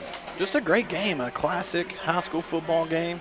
4 turnovers and still win the ball game. That's unheard of. That's around a 96% chance that you should have lost that ball game. So impressive win for Kingston. Hanging tight, keep fighting. Like I said earlier, it was a must win for Brian Pankey and his Kingston team. So they took care of business. And so you see the final there, Kingston 28, Rockwood 14. Wow. Got to fix the turnovers, though, Aaron, because Kingston is fixing to run into their region play, and it is a difficult region to have some turnovers and penalties in. So they've got to get this corrected. But the total yards for Kingston, listen to this, Aaron, 433 total yards for Kingston to Rockwood's 163. If that's not lopsided, I don't know what is. But with that 433 was also 4 turnovers. But rushing for Kingston was 334 yards with an average of 7.6 with 4 touchdowns. Rushing yards for Rockwood was 149 yards. So, but Rockwood, big storyline for them was having 2 players, 2 talented running backs getting injured and not being able to play. Yeah, we saw a guy who made a play that was worthy of Sports Center in Jaden Hannibal, and immediately he celebrates. Once he leaps over a defender, he celebrates and then turns. And when he turns, he goes down. He's hurt. So we're hoping for the best there. We thought originally maybe it was a cramp, but it was apparent later as he was being carried off the field, putting no weight on either leg, that it was more serious than a cramp. Very weird, very weird. You would expect a cramp, but with him hurtling, the only thing else that I could think of was a hyperextension. But you would have thought he would have felt that immediately. So a little weird. We'll be praying for him and hope that he bounces back. Both players for Rockwood that was injured here tonight. You know, I tell you what, and I'm definitely not speculating at all, okay? So don't hold me to anything, but when you see a freak leg injury, immediately I think ACL. Yeah. Because people tear their ACLs by doing small things, like just pivoting. That's all it takes sometimes to tear the ACL. We certainly hope that that's not the case with Jaden Hannibal, and we don't know what happened with Octavius Worthy. We just know that we didn't see him the entire second half. Yeah, it's unfortunate. We hope he bounces back, and if he needs to get some physical therapy, he needs to go down and see Chip Ladd at Star Physical Therapy. This right here was the play of the game for me, because this kickoff return right here by Marcus Rose showed me that Kingston was fired up and they were going to take control of the second half, and they did. You called it. You could feel the energy coming off Kingston after the half, and he just turned on the wheels, son, and left everybody in dust. Marcus Rose, very talented junior on this Kingston football team. So, all right, I put you in this position every week. I'm going to put you in this position again. You see Brian Pankey down there talking to his victorious Kingston Yellow Jackets. Put yourself in his shoes. Pretend you're talking to your team there as they're down on one knee. Well, I'm breathing deep because I should have lost that ball game. So we got a lot more learning to do. Still several penalties, 4 turnovers. You just can't have that. And the region they play in, you got to fix it, and you got to fix it now. So great win for Kingston. It was a must win. Kingston with 2 big wins over Roane County rivals. So a lot to look forward to, but a lot to improve on. Rockwood, hey, tough game. But I'm impressed with Rockwood. They're big, they're strong, they're fast. If they can get those 2 athletes back out there on the field, like this one right here, I mean, this is just impressive for a AA school. So look for Rockwood to continue to make some moves in AA. Wow. And you saw that play right there by Hannibal. We get another look at it here, and it's just, you can't see the injury. You can't see what happens. As we slow it down, lands on his right leg and then his left leg. He looks fine from there. And then look, he's raising his hand. He's like, I did that. Yeah. I did that. And then he's hurt all of a sudden out of nowhere. And again, it's his left leg, looks like. And watch him when he jumps. Watch his left leg when he jumps. You know, another thing, and I definitely don't want to speculate, but another thing you hope it's not is an Achilles injury. Yeah, but he's holding that knee area. I don't know, but that's tough. It's tough. You never want to see that, especially a young player like that, only a sophomore. But hopefully he gets that looked at immediately, as I'm sure he already is at Roane County Medical, and he'll make a quick comeback. So we do have some scores of interest for you that we'll run down.